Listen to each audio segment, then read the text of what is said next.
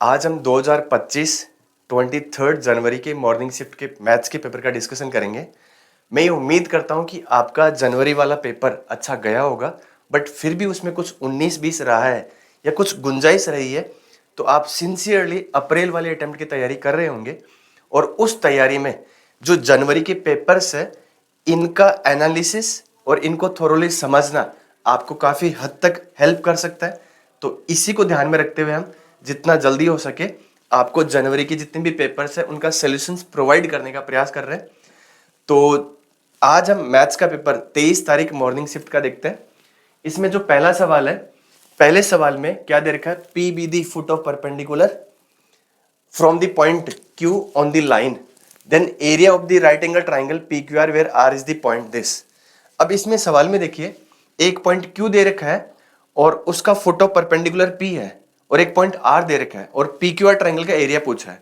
अब ट्राइंगल जो P Q are है उसमें P पॉइंट के कोऑर्डिनेट अननोन है, Q और R गिवन है। तो पहला हमारा पर्पस तो क्या होना चाहिए कि पॉइंट P के कोऑर्डिनेट कैलकुलेट कर लेते हैं। तो पॉइंट P के कोऑर्डिनेट कैसे कैलकुलेट करेंगे, ये मान लेते हैं लाइन है, ये पॉइंट आपका Q है, Q कितना है 10 कोमा माइनस का 3 कोमा माइनस का 1 है। यहां से ये परपेंडिकुलर ड्रॉ किया, ये पॉइंट P है। अब ये जो लाइन है, लाइन बिल्कुल स्टैंडर्ड कार्टेशियन फॉर्म में है तो इसको इक्वल टू लेमड़ा ले लीजिए। इक्वल टू लेमड़ा लेंगे तो यहां से पॉइंट P लेमड़ा के टर्म्स में लेट कर सकते हैं, जो कि कितना हो जाएगा 7 लेमड़ा प्लस का 3 और ये कितना माइनस का लेमड़ा प्लस का 2 और ये लेमड़ा माइनस का 2 लेमड़ा प्लस माइनस का 1 हो जाएगा। ठीक है, ये पॉइंट P हमने लेमड़ा के टर्म्स में लेट कर लिया। अब पॉइंट Q दे रखा है, पॉइंट P हमने लेट कर लिया तो PQ का डायरेक्शन रेशियोस निकाल लेते हैं। डायरेक्शन रेशियोस ऑफ PQ, ठीक है, तो ये कितना आ जाएगा बच्चे, this will B 7 lambda plus 3 minus का 10, तो ये कितना आ जाएगा 7 लेमड़ा माइनस का 7 आ जाएगा। और ये माइनस का लेमड़ा प्लस 2 माइनस का 3, तो ये माइनस का लेमड़ा माइनस का 5 आ जाएगा। और माइनस 2 लेमड़ा माइनस 1 माइनस करेंगे तो माइनस का 2 लेमड़ा बचेगा। अब ये PQ का डायरेक्शन रेशियोज है जो कि लाइन के परपेंडिकुलर है, तो PQ के डायरेक्शन रेशियोज का लाइन के डायरेक्शन रेशियोज के साथ डॉट करेंगे तो कितना आ जाएगा 0।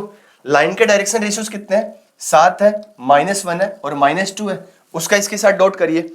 डॉट करने पर ये क्या जाएगा बच्चे 7 लेमड़ा माइनस का 7 इंटू 7, तो ये 49 लेमड़ा माइनस का 49 हो जाएगा। और ये माइनस का लेमड़ा माइनस का 5 और वो माइनस का 1 है तो प्लस का लेमड़ा और ये कितना हो जाएगा प्लस का 5 हो जाएगा। ये प्लस का 5 है यहाँ पर तो ये माइनस का 5 ही रहेगा, ठीक है, क्योंकि दिस माइनस दिस करेंगे तो ये माइनस का 5 आ जाएगा, सॉरी प्लस का 5 हो जाएगा। आगे फर्दर माइनस का 2 लेमड़ा इंटू माइनस का 2, ये कितना हो जाएगा प्लस का 4 लेमड़ा इक्वल टू क्या कर देंगे 0। तो यहां से फर्दर 49 लेमड़ा लेमड़ा 50 और 4 कितना 54 और ये भी कितना 54, तो 54 लेमड़ा माइनस का 54 इक्वल टू 0। तो यहां से लेमड़ा बराबर कितना आ गया 1। लेमड़ा बराबर अगर 1 है तो यहां से पॉइंट P कितना आ जाएगा, पॉइंट P आ जाएगा 10 कोमा माइनस का नहीं प्लस का 1 और दिस इज माइनस का 3। ये पॉइंट P आ गया। पॉइंट Q पहले से दे रखा है, R भी पहले से पता है, तो आगे एरिया कैलकुलेट करते हैं। तो आगे बढ़ते हैं, Q कितना है 10 - 3 - 1 और ये 10 1 - 3। तो देखिए फर्दर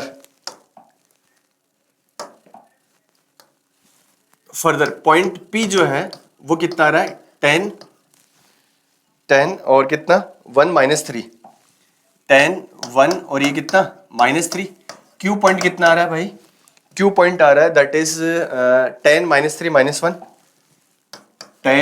10 - 3 और -1 और R पॉइंट कितना है 3 2 1, 2 पे माइनस है तो R पॉइंट आ रहा है दैट इज 3 -2 और 1, ये R पॉइंट है।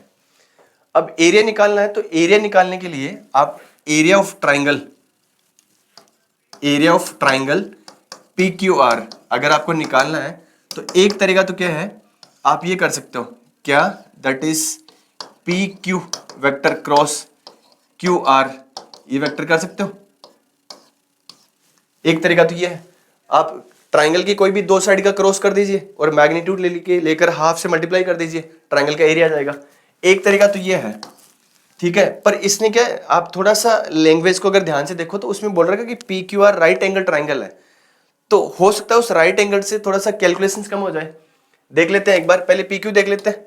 PQ कितना आ रहा है पी क्यू आ रहा है आपका 10 माइनस 10, तो ये तो 0 आई कैप हो गया, और ये कितना आ रहा है -3 और 1, तो माइनस का 4 जे कैप आ रहा है, -1 -3, तो ये कितना आ जाएगा प्लस का 2 के कैप आ रहा है। और ऐसे क्यू आर निकाल रहा हूं मैं, क्यू आर निकालने पर कितना जाएगा, दैट विल बी 3 माइनस का 10, तो माइनस का 7 आई कैप आ रहा है, और -2 ये, तो प्लस का कितना जे कैप आ रहा है, 1 माइनस दिस, तो प्लस का 2 के कैप आ रहा है। आप यहाँ पर ध्यान से देखिए बच्चे, इन दोनों का डॉट 0 बन रहा है, इन दोनों का डॉट 0 बन रहा है, तो एक तो देखिए डायरेक्ट उठा के वहां पर क्रॉस करके सोल्व कर लीजिए, एरिया आ जाएगा। दूसरा क्या है, इन दोनों का डॉट 0 बन रहा है, इसका मतलब पता क्या है, इसका मतलब ऐसा है कुछ, ये पॉइंट आपका Q है, ये पॉइंट P है, और ये R है, तो एरिया आप ऐसे भी निकाल सकते हैं, area of triangle PQR that is equal to 1/2 into PQ का मैग्नीट्यूड इंटू QR का मैग्नीट्यूड, ऐसे भी कर सकते हैं। I hope this is clear. तो यहां से इसका मैग्नीट्यूड कितना है 1/2, और ये कितना आ रहा है, रूट में 16 + 4, तो रूट में कितना आ गया, ये रूट में 20 आ गया, और इसका मैग्नीट्यूड कितना 49 रूट में, प्लस का 1 50 और 54, तो ये कितना आ जाएगा 54। ठीक है, दिस विल बी फर्दर कितना हो जाएगा, यहां से 2 बार आया कैंसिल, रूट में 5 बचा, यहां से 3 बार आया 9 बचा। ठीक है, 6 बचा, तो ये कितना हो जाएगा, ये क्या हो रहा है भाई, ये कितना आ रहा है,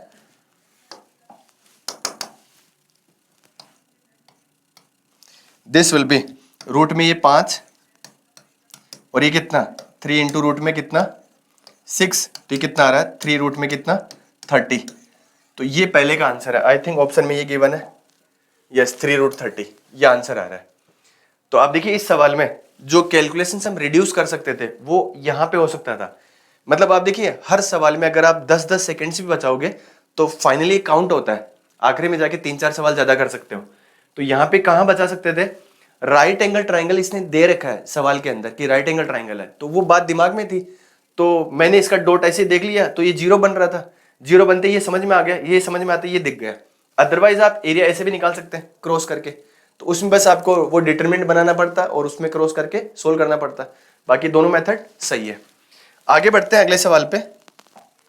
दूसरा सवाल डिफरेंशियल इक्वेशन का, बहुत ही सिंपल सा सवाल है, आप ध्यान से देखो तो।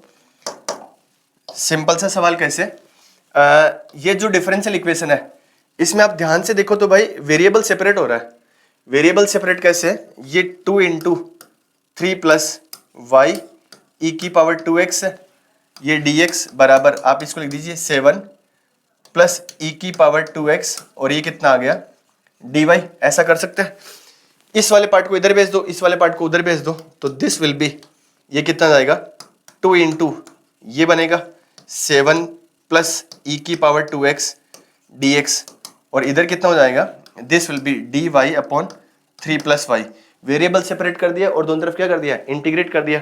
साफ साफ दिख रहा है, इसको टी लेंगे तो ऊपर dt बन रहा है, मतलब इसका डेरिवेटिव है, तो इसको सोल्व करने पर कितना आएगा, this will be left hand side हो जाएगा ln 7 प्लस ई की पावर 2x, और राइट हैंड साइड में कितना जाएगा बच्चे, ln 3 plus Y plus ln c बोल दो इसको, तो इसको फर्दर सोल्व करेंगे तो कितना आएगा 7 प्लस ई की पावर 2x बराबर c इंटू ये कितना 3 प्लस वाई। अब यहां पर एक पॉइंट दे रखा है, y बराबर एफ एक्स इस पॉइंट से पास हो रहा है और इस पॉइंट से भी पास हो रहा है, और k की वैल्यू पूछिए, तो पहले ये पुट करते हैं, c की वैल्यू कैलकुलेट करते हैं, तो x की वैल्यू 0 रखोगे तो ये 0 आ जाएगा। ठीक है, तो ये 8 हो गया, और y की वैल्यू 5 रखोगे तो ये भी 8 हो गया, तो यहां से c कितना आ गया भाई, c बराबर 1 आ गया। c बराबर 1 आ गया तो y बराबर क्या बन जाएगा आपका, ये दिस विल बी 4 प्लस ई की पावर कितना 2x। अब ये ln 2 उठाकर यहाँ रखिए, ln 2 उठाकर रखोगे तो k बराबर कितना आ जाएगा 4 प्लस ई की पावर 2 ln 2, तो ये कितना आ गया 4 प्लस 4, तो इक्वल टू कितना आ रहा है 8, शायद ऑप्शन में 8 है। तो एक सिंपल सा सवाल है, कहीं पे ज्यादा दिमाग लगाना नहीं है, एक एलिमेंट्री सवाल है जो कि स्कूल लेवल का है। तो I hope this is very easy question, हर बच्चा किया होगा इसको। आगे बढ़ते हैं, थर्ड क्वेश्चन में क्या बोल रहा है, one die has 2 faces, marked 1, यानी एक डाई है जिसकी 2 फेसेस पे 1 आ रहा है, 2 फेसेस पे 2 आ रहा है, और face 1 face marked 3, 1 face marked 4, मतलब एक डाई 1 मान लेते हैं। मान लो ये डाई 1 है, इसकी 2 फेसेस पे तो भाई 1 आ रहा है, ठीक है, और आगे क्या बोल रहा है 2 फेसेस पे 2 आ रहा है, तो 2 फेसेस पे ये 2 कर दिया, और फिर आगे क्या बोल रहा है 1 फेस मार्क 3, तो एक फेस पे 3 आ रहा है, और फिर एक फेस पे 4 आ रहा है। ये एक डाई है, मतलब कुछ भी नंबर हो सकते हैं, इसने इस तरह से बायस्ड बना दिया उसको, या इस तरह से उसके ऊपर कुछ नंबर नोट कर दिया। दूसरी जो डाई है, दूसरी डाई के लिए क्या बोल रहा है, दूसरी डाई के लिए 1 फेस मार्क्ड 1, एक फेस पे 1 है, 2 फेसेस पे 2 है, यानी 2 फेसेस पे 2 आ रहा है, और 2 फेसेस पे 3 आ रहा है, मतलब 3,3, और 1 फेस पे कितना आ रहा है 4 आ रहा है, इस तरह से। ये दूसरी डाई है। आगे देखते क्या बोल रहा है, ये बोल रहा है the probability of getting the sum of numbers to be 4 और 5 when both the dice are thrown together. अब दो डाइस को थ्रो करेंगे, सम या तो 4 आए या 5 आए, इस बात की क्या प्रोबेबिलिटी है। तो देखिए डायरेक्टली देख सकते हैं इसको, प्रोबेबिलिटी बराबर, अगर इस डाइस से मान लो थ्रो करने पर 1 आता है, सपोज करो इधर से अगर 1 आता है, सम आपको 4 चाहिए, तो इधर से क्या आना चाहिए 3 आना चाहिए। तो इस डाई को थ्रो करने पर 1 के आने की प्रोबेबिलिटी कितनी है 2/6 इंटू, अब इस डाई पे 3 आना चाहिए, तो इसको थ्रो करने के बाद में 3 आने की प्रोबेबिलिटी कितनी है, अगेन 2/6, ऐसे लिखूंगा प्लस। अब ये तो 1 और 3 का कॉम्बिनेशन हो गया जिसमें सम 4 आ रहा है। अब 1 और 4 का कॉम्बिनेशन भी तो बन ही सकता है, उसमें सम कितना मिल रहा है 5, तो उधर से 1 आए उसकी प्रोबेबिलिटी कितनी है 2/6, और इसकी प्रोबेबिलिटी कितनी है 1/6, प्लस ये तो हो गया इस 1 के साथ इधर से क्या क्या कॉम्बिनेशन बन सकते हैं वो।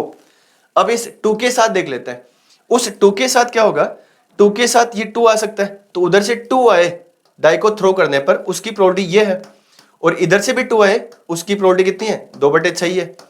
ऐसे उस 2 के साथ 3 हो सकता है, तो उधर से 2 आए उसकी प्रोबेबिलिटी ये है, और इधर से 3 आए उसकी प्रोबेबिलिटी भी कितनी है 2/6 है।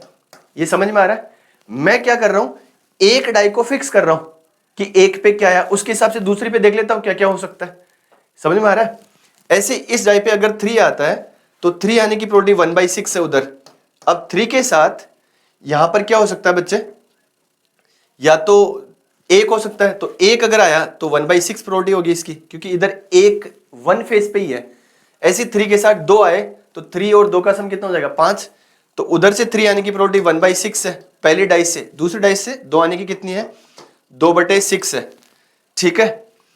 इसके साथ ही 4 के साथ क्या कॉम्बिनेशन बन सकता है 4 का 1 के साथ, तो इधर से 4 आए उसकी प्रोबेबिलिटी 1/6 है, और उधर से 1 आए सेकंड डाइस से उसकी प्रोबेबिलिटी भी कितनी है 1/6 है।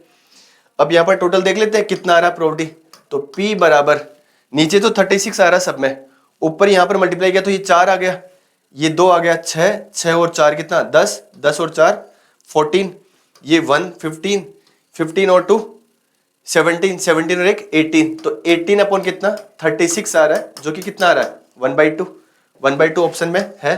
तो अगेन देखिए ये भी एक सिंपल सा सवाल है, मतलब दिमाग को बहुत हाई फाई नहीं सोचवाना है, आप नॉर्मल रखिए, सहज रहिए, सिंपल से सवाल आ रहा है, जितना सहज रहोगे उतना जल्दी क्लिक होगा और इजीली हैंडल कर लोगे। आगे बढ़ते हैं,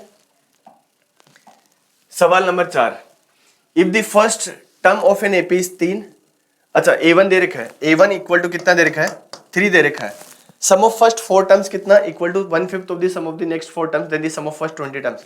ये 10वीं क्लास का सवाल है, आप देखिए। अब इसमें क्या दे रखा है, शुरू के 4 टर्म्स का सम A1 plus A2 plus A3 plus A4, ये जो 4 टर्म्स का सम है वो अगले 4 टर्म्स के सम का 1/5 है, तो ये 1/5 कर दो, और ये क्या कर दो A5 plus A6 plus A7 plus A8, ये लिख सकते हैं। इसको तो क्या लिख सकते हैं, ये तो 4/2 हो गया, और 2A आपका 3 दे रखा है तो 6 हो गया, 4 टर्म्स है तो 3 इंटू D, ऐसा लिख सकते हैं, बराबर 1/5। A5 निकाल लेते हैं एक बार, यहाँ पर A5 है A प्लस 4D, तो A कितना है 3 प्लस 4D है यहाँ पे, ऐसा लिख सकता हूँ। तो अब इसमें देखिए यहाँ पर ये 4 टर्म्स का सम, जिसका पहला टर्म कितना है A5, तो ट्वाइस A5 कितना है 3 प्लस 4D, और ये कितना 3D, ये आ जाएगा। इसको फर्दर सोल्व कर लेते हैं, तो ये तो कैंसिल आउट हो गया, इससे 5 उधर गया तो कितना आ गया बच्चे, दिस विल बी 30 प्लस का 15d ये आएगा, और इधर कितना हो जाएगा, ये 8 और 3 11, तो d ये आ गया, और प्लस कितना 6 ये आ गया, तो दिस विल बी 4d बराबर माइनस का 24। तो यहां से d बराबर कितना आ गया, माइनस का 6। आपको d पता है और आपको फर्स्ट टर्म पता है, तो 20 टर्म्स का सम तो निकाल ही सकते हैं। S20 कितना आ जाएगा, 20/2, तो ये 10 आ गया, और ये कितना 2a कितना हो जाएगा 6, और ये 19, d कितना है माइनस का 6। इसको सोल्व करने पर कितना जा रहा है, दिस विल बी 10 इंटू ये कितना 6 कॉमन ले लिया, तो ये कितना हो जाएगा भाई माइनस का 18, तो ये कितना आ जाएगा माइनस का 108, और ये 0, तो ये ऑप्शन में है, बिल्कुल है, ये ऑप्शन में आ गया। इसको ऐसे कर सकते हैं, बिल्कुल सिंपल सा सवाल है। ये शुरुआत में जो मैंने लिखा ना कैलकुलेशन, इसको आप ऐसे भी कर सकते हैं। कैसे, जो ये पार्ट लिखा है उसको आप ऐसा भी लिख सकते थे भाई, शुरू के 4 टर्म्स का सम,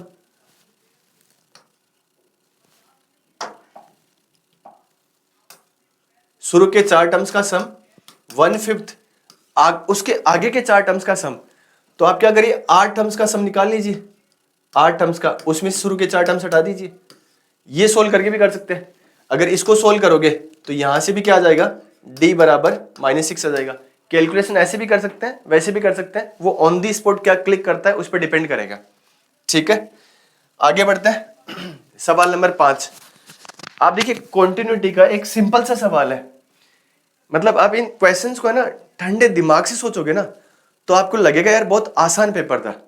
एक्चुअली पेपर देते समय क्या आपका टेम्परामेंट अलग लेवल पे होता है, इसलिए हड़बड़ाहट में कई बार बच्चा गलती कर देता है, और सवाल थोड़ा सा बड़ा दिख रहा है तो उसको देखकर ही कई बच्चे तो डर जाते हैं। तो सवाल थोड़ा ध्यान से पढ़िए सहज रहकर, तो आप देखेंगे बहुत एलिमेंट्री क्वेश्चन है। इस क्वेश्चन में क्या दे रखा है, ये बोल रहा है कि भैया 0 पे कॉन्टिन्यूस है तो K1 K2 फाइंड करना है आपको। अब 0 पे कॉन्टिन्यूस है तो 0 पे left hand limit equal to right hand limit, और फंक्शन की वैल्यू तीनों बराबर होंगे। तो लेफ्ट हैंड लिमिट के लिए तो ये वाला पार्ट ही कंसिडर करेंगे। अब इस पार्ट में जो है इसकी लेफ्ट हैंड लिमिट लेते हैं, तो लेफ्ट हैंड लिमिट बराबर आप x अप्रोचेस 0 है, x अप्रोचेस 0, तो मैं डायरेक्टली लिख रहा हूं बच्चे, ध्यान से देखिए, ये साइन ये K1 + 1 इंटू एक्स है, अपॉन में x करिए, तो ये सोल्व करने पर ये जो भी फंक्शन है मैं डायरेक्टली लिख रहा हूं, इसको अपॉन में x सोल्व करने पर क्या आ जाएगा, 2 तो बाहर रहेगा, और ये क्या बचेगा K1 + 1 आ जाएगा। भाई साइन थीटा अपॉन x है, sine K1 + 1 into X upon X है, तो उसका लिमिटिंग वैल्यू कितना आ जाएगा K1 + 1। ऐसे इस x को इसके नीचे लिखोगे तो इधर लिमिटिंग वैल्यू कितना आ जाएगा K2 - का 1 आ जाएगा, और this is equal to function की वैल्यू, फंक्शन की वैल्यू कितनी है 4, तो इसको 4 के बराबर कर दो, तो ये कैंसिल होकर कितना हो गया, ये 2 हो गया, और ये इससे कैंसिल आउट हो ही गया, तो K1 + K2 एक वैल्यू कितनी आ गई 2, इसको 1 दे देते हैं। ठीक है, ऐसे राइट हैंड लिमिट ले लेते हैं, तो राइट हैंड लिमिट में देखिए, राइट हैंड लिमिट में this will B limit x approaches 0 plus, अब 0 प्लस पे भाई ये 2/x तो बाहर लिखा हुआ है, और इधर कितना लिखा हुआ है, दिस इज ln, इसको ln ही बना देते हैं, और ये 2 + K1x अपॉन 2 + K2x ऐसा लिखा हुआ है। अब आप देखिए इसकी वजह से ये तो नीचे 0 जा रहा है, और ये कितना जा रहा है, ये 1 जा रहा है, सही तो लिखा है ना हाँ 0/0, ऊपर ये 1 बन रहा है, तो ln 1 0 और नीचे भी 0, तो 0/0 फॉर्म बन रहा है। अब 0/0 फॉर्म बन रहा है, तो एक आपको देखो ऐसे तो पूरा लेंदी तरीके से तो कर ही सकते हैं, लेकिन एक आपको शॉर्टकट पढ़ाया होगा, मतलब कि अगर log fx में fx 1 की तरफ जा रहा है तो आप log fx को fx - 1 से रिप्लेस कर सकते हैं। मतलब मैं कह रहा हूं ln fx एक फैक्टर की फॉर्म में आ रहा है, टर्म्स की फॉर्म में नहीं, फैक्टर में होना चाहिए, या तो डिवाइड या मल्टीप्लाई में। अगर ये वाला पार्ट 1 की तरफ जा रहा है तो आप इसको डायरेक्टली किससे रिप्लेस कर सकते हो, fx - 1 से रिप्लेस कर सकते हो, ताकि कैलकुलेशंस आसान हो जाए। ये प्रैक्टिस में हम सीख लेते हैं। तो ये 1 की तरफ जा रहा है, क्योंकि 0 रखोगे तो ये 0 हो गया, ये 0 2/2 1 जा रहा है, तो इसको डायरेक्टली क्या कर दो आप, this can be written as 2 + K1x upon 2 + K2x -1 कर दिया। एलसीएम ले लीजिए, तो ये कितना हो जाएगा 2/x इंटू एलसीएम लोगे तो 2 से 2 कैंसिल आउट हो जाएगा, ये K1 - K2 और ये ब्रैकेट में x बचेगा और नीचे कितना आ जाएगा बच्चे 2 प्लस k2x आ जाएगा। अब ये x से x कैंसिल आउट हो गया, इसमें पुट कर दीजिए, लिमिटिंग वैल्यू कितनी आ जाएगी, ये 0 हो जाएगा, ये 0 हो गया, 2 से 2 कैंसिल, ये आ जाएगा k1 माइनस k2 बराबर, ये 4 के बराबर आएगा क्योंकि ये भी फंक्शन की वैल्यू के बराबर होगा, 4 के बराबर। तो एक इक्वेशन तो ये आ गई, k1 प्लस k2 2 है और एक k1 प्लस k2 कितना है 4 है, दोनों को जोड़ दीजिए तो k1 तो कितना आ रहा है भाई, k1 तो आ रहा है 3 और k2 कितना आ रहा है, k2 आ रहा है माइनस का 1। तो यहां पर रखिए इसमें, ये 3 का स्क्वायर 9 और -1 का स्क्वायर 1, तो टोटल कितना हो गया 10। ऑप्शन में 10 है, बिल्कुल यहां पर है। तो अगेन एक सिंपल सा कॉन्टिन्यूटी का कॉन्सेप्ट है, अगर किसी पॉइंट पे फंक्शन कॉन्टिन्यूस है और वो पॉइंट इंटरवल में कहीं बीच में है तो वहां पे left hand limit, right hand limit और फंक्शन की वैल्यू तीनों को बराबर करिए, वहां से इक्वेशंस मिलेगी और उससे अननोन को आप डिटरमाइन कर सकते हैं। आगे बढ़ते हैं, सवाल नंबर 5 एक 12th के बोर्ड के लेवल का सवाल है ये। इसमें बोल रहा है कि अगर ये इक्विवेलेंस रिलेशन है तो इस रिलेशन के अंदर और कितने पेयर्स हमें ऐड करने पड़ेंगे। तो आप ध्यान से देखिए, अगर कोई रिलेशन इक्विवेलेंस है तो रिफ्लेक्सिव भी होगा, सिमेट्रिक भी होगा और ट्रांजिटिव भी होगा। रिफ्लेक्सिव का मतलब क्या है, हर एलिमेंट खुद के साथ तो पेयर बनेगा, बनाएगा ही बनाएगा। तो अगर इसको इक्विवेलेंस बनाना है हमें तो मैं क्या लिखूंगा, इसमें सेट में कितने एलिमेंट है 4, तो 4 है तो 1,1 तो आएगा ही आएगा, 2,2 भी आएगा ही आएगा, 3,3 भी आएगा ही आएगा, 4,4 भी आएगा ही आएगा। इसके अलावा ये 3 तो है ही, तो अगर 1,2 देखिए ये चारों पेयर आते रिफ्लेक्सिव तो हो गया। अब रिफ्लेक्सिव की कोई बॉदरेशन नहीं लेनी है यहाँ पे, अब आपको ये इंश्योर करना है कि सिमेट्रिक है और ट्रांजिटिव भी है या नहीं है। तो अगर ये एक्स्ट्रा पेयर इसमें आ रहा है 1,2 तो सिमेट्रिक होने के लिए भाई 2,1 भी वहां पर होना पड़ेगा, ठीक है। ऐसे 2,3 आ रहा है तो 2,3 अगर उसमें है तो सिमेट्रिक होने के लिए 3,2 भी होना पड़ेगा। तो अब और 3,3 आ गया तो ये तीनों पेयर इसमें आ रहे हैं। अभी तक जो लिखा मैंने इसमें रिफ्लेक्सिव भी बन रहा है, सिमेट्रिक भी बन रहा है। अब ट्रांजिटिविटी पे देखना है कि कहीं कोई दिक्कत तो नहीं है। तो ट्रांजिटिविटी पे आप देखोगे यहाँ पे, इसको देखिए ध्यान से, 1,2 और 2,3, तो ट्रांजिटिव के हिसाब से 1,3 भी इसमें होना चाहिए।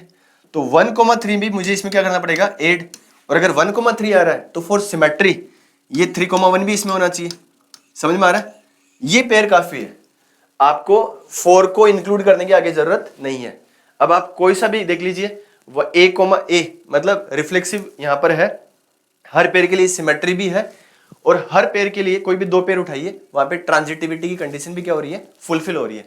तो मेरे हिसाब से क्या है, this is the correct answer, जिसमें इक्विवेलेंस की तरह बिहेव कर रहा है। And this is the smallest relation या सबसे छोटा रिलेशन जिसमें ये पेयर आएंगे इक्विवेलेंस बनने के लिए, जिसमें 3 पेयर पहले से एग्जिस्ट कर रहे हैं। तो एक्स्ट्रा कितना ऐड किया वो देख लेते हैं। तो एक तो पहले ही था, ये पहले ही था, 1,2 पहले था, 2,3 पहले, ये 2,3 पहले था। तो 1 2 3 4 5 6 7 ऑप्शन में है, यानी आपको 7 मोर पेयर्स वहां पर ऐड करने पड़ेंगे to make it equivalence relation. Simple सा सवाल है, एनसीईआरटी लेवल का। आगे बढ़ते हैं, सवाल नंबर 7। सवाल नंबर 7 में क्या बोल रहा है, let the position vectors of ABC of a tetrahedron ABCD, ये दे रखा है। The altitude from the vertex D to the opposite face ABC meet the median line segment through A of the triangle at point E if the length of AD दे रखा है and volume of tetrahedron this, then the position vector of E। आगे बढ़ते हैं, ये data जो है मैं पेपर में देख लेता हूं क्योंकि अगले पेज पे चलेंगे, इस पेज पे कम है, ठीक है। देखते हैं,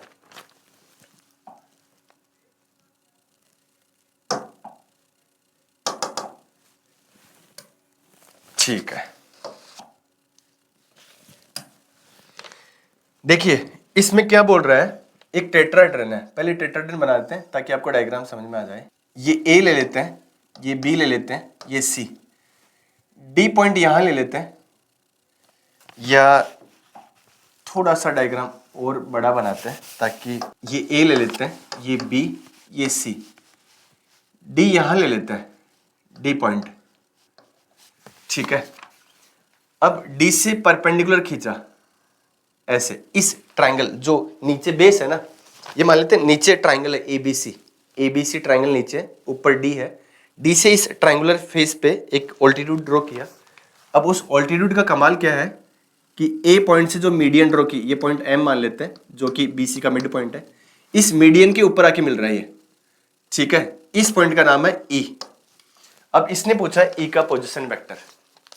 एबीसी दे रखा है, ए कितना दे रखा है भाई, ये दे रखा है 1 2 और 1, और बी दे रखा है 1 3 और ये माइनस का 2, और सी कितना दे रखा है, दिस इज 2 1 और माइनस का 1, ये दे रखा है। The altitude from the vertex G to the opposite face median segment, ये ई पे मीट कर रहा है। लेंथ ऑफ एडी, एडी दे रखा है, ये दे रखा कितना, रूट में 110/3, और and the volume of tetrahedron, volume दे रखा है, इसको भी मैं इधर ज्वाइन कर देता हूँ ऐसे, ठीक है। टेट्राडन पूरा ये ऐसे ये मान लेते हैं, ये टेट्राडन ए बी सी डी, और जो वॉल्यूम दे रखा है वो वॉल्यूम है कितना बच्चों, दिस इज 805, और रूट में कितना है नीचे 6√2 है अपॉन में। ई का पोजीशन वेक्टर बताना है। तो अब देखिए यहाँ पर ध्यान से, वॉल्यूम दे रखा है टेट्राडन का, और हमें ये वाला दे रखा है एडी। तो देखिए वॉल्यूम दे रखा है, इससे हम क्या कर सकते हैं, ट्राइंगल एबीसी तो हमें पता ही है, तो ट्राइंगल एबीसी का एरिया निकाल सकते हैं, और वॉल्यूम होता है टेट्राडन का 1/3 into area of base into height. तो अगर मुझे एरिया ऑफ बेस मिल जाता है, वॉल्यूम पता ही है, तो वहां से हाइट डीई पता लग जाएगी, डीई पता लगते ही एडी पता ही है, तो यहां से एई का मैग्नीट्यूड पता लग जाएगा। और इधर एम तो निकाल ही सकते हैं, एम कितना है, एम हो जाएगा बच्चों 1 + 2 दैट इज 3/2, और ये कितना है 3 + 1/2, और ये कितना आ जाएगा माइनस का 3/2, ये 2 है, ये एम पॉइंट है। तो ए पता है, एम पता है, ए का मैग्नीट्यूड निकालना है, कुल मिलाकर ये है। तो देखते हैं पहले तो area of triangle ABC, ABC का एरिया निकालते तो 1/2 मॉड में, ये मॉड लगा देता हूं, ये डिटर्मिनेंट है और ये मॉड है। तो डिटर्मिनेंट में क्या लिखेंगे, दैट इज आई जे और के, और मैं ए बी क्रॉस ए सी कर देता हूं, तो ए बी कितना जाएगा 1 - 1 0, और 3 - 2 1, और -2 - 1 -3, और ऐसे ए सी लिख देता हूं यहां पर, तो ए सी कितना जाएगा 2 - 1 दैट इज 1, 1 - 2 दैट इज -1, और वो कितना भाई -1, और ये 1 माइनस किया तो माइनस का 2, ये डिटर्मिनेंट है, ठीक है। This is a b cross a c, और बाहर हाफ है, फिर मॉड लगा दिया। इसको सोल्व करते हैं तो 1/2, और ये कितना हो जाएगा, दिस विल बी -2 और माइनस का 3, तो ये कितना हो जाएगा भाई -5 आई कैप, और जे के साथ लिखेंगे तो कितना हो जाएगा दिस 0, और ये कितना आ जाएगा -+3, तो 3J आ जाएगा, और के साथ लिखेंगे तो कितना आ जाएगा, दिस विल बी ये 0 और ये माइनस का K, ये आ जाएगा। यहां से फर्दर ये 1/2 और इसका मैग्नीट्यूड कितना आ रहा है, दैट विल बी 25 प्लस कितना 9 + 1, तो ये कितना हो जाएगा रूट में 35 अपॉन में 2 आ जाएगा, ठीक है। This is the area of base. Now volume जो है वो क्या लिखेंगे 1/3, एरिया ऑफ बेस वो कितना है रूट में 35/2 इंटू हाइट, हाइट h मान लेते हैं, हाइट मतलब DE, हाइट ही तो है, ठीक है। Volume of tetrahedral 1/3 area of base into height, और ये वॉल्यूम कितना दे रखा है वो है रूट में 805, और अपॉन में कितना, दिस विल बी 6√2, ठीक है। अब इसको कैंसिल आउट कर देते हैं, ये तो 6 से तो 6 जा लिया, और हाइट बराबर इसको 5 से कैंसिल आउट करते हैं, ये पूरा रूट में आ जाएगा, दैट इज कितना 805, 5 से कैंसिल करते हैं तो कितना आ जाएगा 1 और 3 6, 1 और ये कितना इधर 7, और ये इंटू 2, ये फर्दर कितना आ जाएगा 7 से भी कैंसिल आउट किया तो 7 2 जा 14, 3 जा और अपॉन में 2, ये हाइट आ गई, ये हाइट आ गई, मतलब DE आ गई, this is equal to DE। अब DE आपको मिल गया, D के बाद में क्या करते हैं पाइथागोरस लगा के, क्योंकि ये जो ऑल्टीट्यूड है ना वो मीडियन पे परपेंडिकुलर है, तो एक तरह से D A E right angle triangle है, जहां पर ये एंगल 90 है, तो यहां से बच्चे ए ई निकाल सकते हैं। ए ई बराबर क्या हो जाएगा, रूट में इसका स्क्वायर दैट इज 110/9 माइनस इसका स्क्वायर दैट इज 23/2। इसको सोल्व करेंगे फर्दर तो क्या जाएगा, दिस विल बी 220, तो ये आ जाएगा। और 220 के बाद में ये कितना हो जाएगा, 230 माइनस 23, तो ये आ जाएगा 217, नहीं 223 में से कितना, ये 207 आ जाएगा, और अपॉन में कितना 18 आ जाएगा। ये रूट ले लिया। आई होप दिस इज क्लियर। ये मल्टीप्लाई बाय 220 हो गया, और ये कितना 23 इंटू 10 230 हो गया। 23 इंटू 10 230, उसमें से हमें एक 23 माइनस करना है, तो 230 माइनस 23 207 बचा। ये कितना आ जाएगा बच्चे, दिस विल बी, रूट में ऊपर आ गया 13 और नीचे कितना 3√2। ये आ गया भाई आपके ए ई का मैग्नीट्यूड। अब ध्यान से देखिए बच्चे, ए ई का मैग्नीट्यूड पता है, ए पता है, एम पता है, तो आप क्या करिए, पहले ए ई वेक्टर निकाल दीजिए, और ए ई वेक्टर से हम ई का पोजीशन वेक्टर निकालेंगे, क्योंकि ए का पोजीशन वेक्टर हमें पता है। तो ए ई वेक्टर निकालना है, तो आप क्या करिए, सिंपली ए एम के मैग्नीट्यूड को, मतलब ए एम वेक्टर को ए एम के मैग्नीट्यूड से डिवाइड करो, और उसको ए के मैग्नीट्यूड से क्या कर दो, मल्टीप्लाई। तो एक बार मैं पार्ट डिलीट कर देता हूं, हमें बस ये मैग्नीट्यूड चाहिए और ये डायग्राम चाहिए। यहां तक आई होप आपको समझ में आ गया होगा। तो इसको मैं डिलीट कर देता हूं, इसको भी हटा देते हैं, ठीक है। अब देखिए यहां पे ए ई जो वेक्टर है that is equal to A M vector.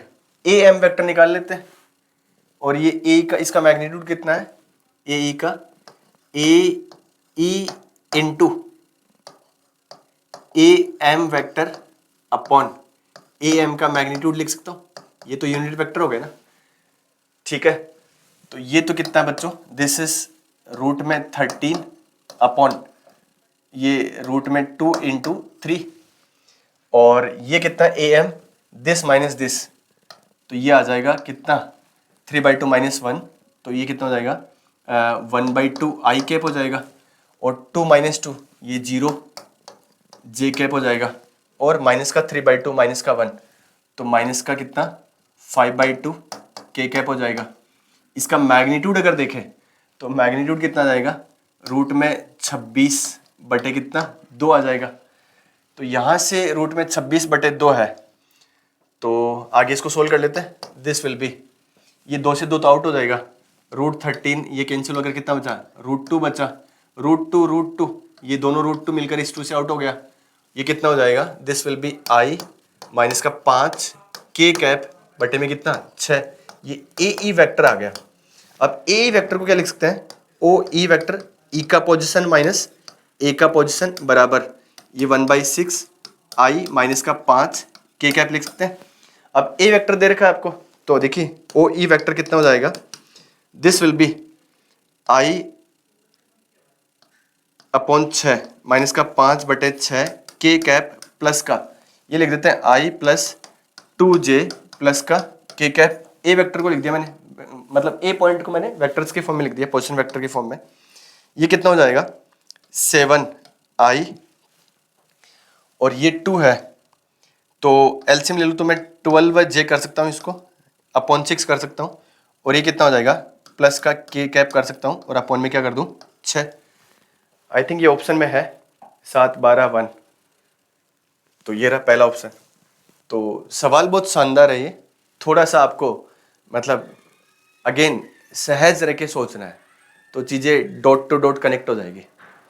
आगे बढ़ते हैं। एक सिंपल सा सवाल है आईटीएफ का। इस सवाल में देखिए यहाँ पर x दे रखा है कहां से कहां तक, π/2 से 3π/4, π/2 से 3π/4 दे रखा है, और ये आगे बोल रखा है। इसको देख लेते हैं एक बार।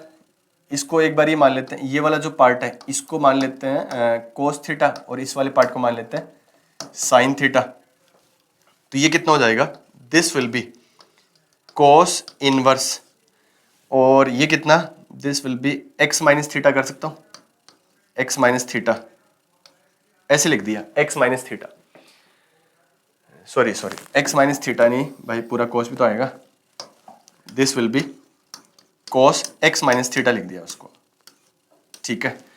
अब आपको ये पता है कि अगर ये एंगल कोस इनवर्स की प्रिंसिपल रेंज में लाई कर रहा है, प्रिंसिपल रेंज मतलब 0 से पाई, अगर ये एंगल 0 से पाई के बीच में तो आप डायरेक्ट इसको इससे हटा सकते हैं।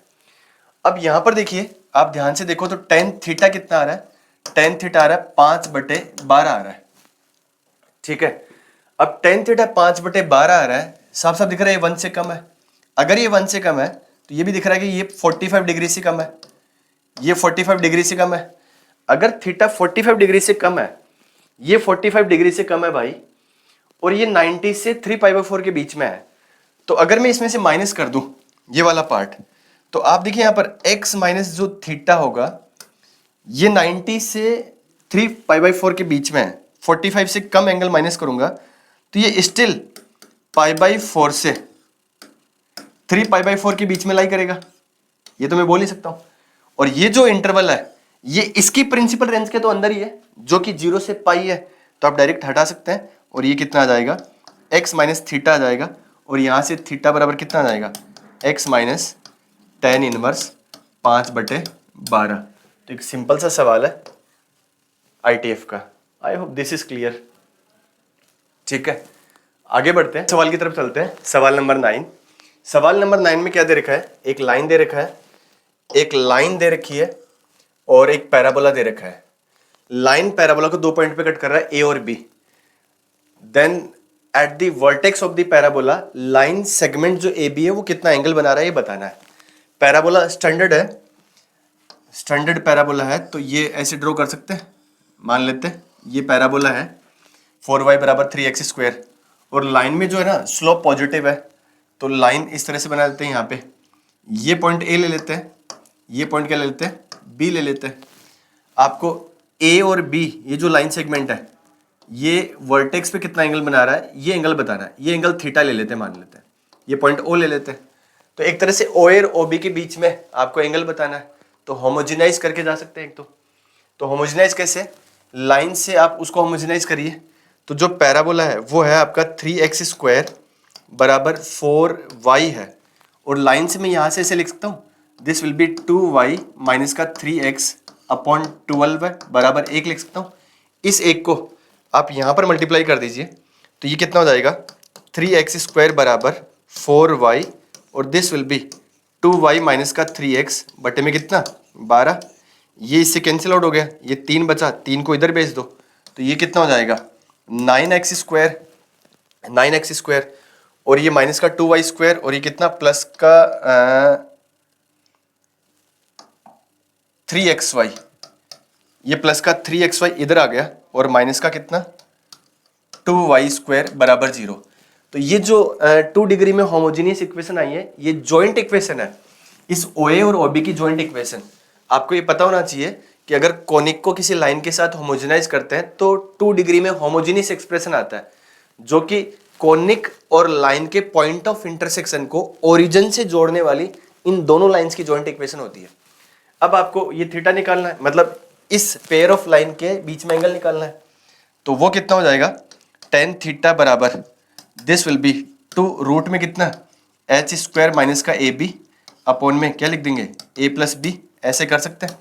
तो यहाँ पर कितना हो जाएगा 2 इंटू h², भाई h के xy के कोफिशिएंट का आधा, तो 9/4 आ गया, और AB, ये AB का प्रोडक्ट कितना है प्लस का 18 हो जाएगा, और बटे में कितना दिस विल बी a+b, तो ये 7 हो जाएगा। अब यहाँ से आप क्या कर सकते हैं, 9 तो बाहर ले लो तो 6 तो बाहर आ ही गया, तो 6/7 तो ये हो गया, और ये कितना 1/4 प्लस का कितना 2, तो 9/4, तो 3/2 और आ गया, 3/2, ये इसे कैंसिल 3, ये कितना आ रहा है 9/7, यानी एंगल आ रहा है tan इनवर्स 9/7। एक सिंपल सा तरीका है। इसके अलावा दूसरा तरीका क्या है, दूसरा तरीका ये है, अब लाइन को इस पैराबोला के साथ सोल्व कर लो। लाइन को पैराबोला के साथ सोल्व करोगे तो ये पॉइंट और ये पॉइंट इनके कोऑर्डिनेट आ जाएंगे। अब इसका कोऑर्डिनेट आ गया, इसका कोऑर्डिनेट आ गया, तो आप OA का स्लोप निकाल लीजिए, ऐसी OB का स्लोप निकाल लीजिए। OA का स्लोप पता है, OB का स्लोप पता है, तो tan थीटा बराबर m1 minus m2 upon 1 plus m1 m2 mod में, उसको यूज करके भी आप एंगल निकाल सकते हैं, वो भी आसान तरीका है। ठीक है, अगले सवाल पे चलते हैं। सवाल नंबर 10। सवाल नंबर 10 में क्या बोल रहा है कि let the area of the triangle PQR be with vertices this this this be this. अच्छा, एक ट्राइंगल PQR है, P ये दे रखा है, Q दे रखा है, R अननोन है, इसका एरिया 35 स्क्वायर यूनिट्स है। If its orthocentre and centroid are this, ये ऑर्थो सेंटर है भाई, ये सेंट्रोइड है, तो ये पूछा है मतलब सेंट्रोइड निकालना है। तो देखते हैं इसमें, ट्राइंगल PQR इस तरह से लेते हैं, ये मान लेते हैं P है, ये Q और ये R है। R तो अननोन है A, B, और P दे रखा है भाई 5, 4, और Q कितना है, दिस इज माइनस का 2, 4 दे रखा है, और ऑर्थो सेंटर दे रखा है, तो ऑल्टीट्यूड खींच देता हूँ। एक ऑल्टीट्यूड ये है, एक ऑल्टीट्यूड ये खींच देता हूँ, ये ऑर्थो सेंटर ऐसे ओ ड्रॉ कर सकते हैं पर उसकी जरूरत पड़ेगी नहीं हमें, ये O मान लेते हैं, और O कितना दे रखा है 2, 14/5, ये ऑर्थो सेंटर दे रखा है। तो आपको कोऑर्डिनेट R निकालना है सिंपली। अगर आपके पास R पता लग गया तो सेंटर तो निकल ही आएगा। अब R के लिए क्या करना है, आप देखिए ध्यान से, यहाँ पर क्लियरली दिख रहा है कि इन दो, ये पॉइंट पता है, ये पॉइंट पता है, इन दोनों के स्लोप पॉइंट से ये इस ऑल्टीट्यूड का स्लोप निकाल सकते हैं, इससे इसका स्लोप आ जाएगा। यानी अगर मैं स्लोप ऑफ OP निकालूं, स्लोप ऑफ OP कितना जाएगा 14/5, या 4 माइनस 14/5 बटे में 5 माइनस 2, तो ये 3 आ जाएगा। This minus this, this minus this, तो ये कितना 20, 6, तो ये कितना आ जाएगा 20, 6 बचा 6, और ये कितना दिस विल बी 2/5। ये स्लोप आ गया किसका, OP का। OP का स्लोप पता है तो QR का स्लोप निकाल सकते हैं। तो यहाँ से स्लोप ऑफ QR कितना आ जाएगा बच्चे, दैट विल बी माइनस का 5/2, ये QR का स्लोप है। तो आप QR की इक्वेशन निकाल सकते हैं। तो QR की इक्वेशन क्या आ जाएगी, QR line that will B y minus का 4 बराबर माइनस का 5/2 इंटू x प्लस का 2, ऐसे लिख सकते हैं। तो ये कितना हो जाएगा 5x प्लस का कितना 2y, इधर भेजेंगे तो माइनस का 8, और ये माइनस का 10, तो ये कितना हो जाएगा प्लस का 2 बराबर 0। ये QR की इक्वेशन आ गई। ऐसे देखिए यहाँ पर what is slope of OQ का अगर स्लोप निकाले, OQ या QO बोल दो, इसका स्लोप हो जाएगा 4 माइनस वही 14/5, और कितना भाई माइनस का 2 माइनस का 2, तो ये कितना हो जाएगा 6 बटे माइनस का 4 इंटू 5 आ गया, तो ये कितना हो जाएगा, ये तो 3 हो गया, ये माइनस का 2 हो गया, तो 3 बटे माइनस का 10 आ गया। तो आप ये बताइए OQ का स्लोप पता है तो PR का स्लोप कितना हो जाएगा, स्लोप ऑफ PR यहाँ से दैट इज 10/3 हो जाएगा। अब PR का स्लोप पता है हमें और पॉइंट P पता है, तो PR की इक्वेशन क्या आ जाएगी, y माइनस का 4 बराबर this is 10/3 into x minus कितना 5। इसको फर्दर सिंप्लीफाई करते हैं तो ये कितना हो जाएगा 10x माइनस का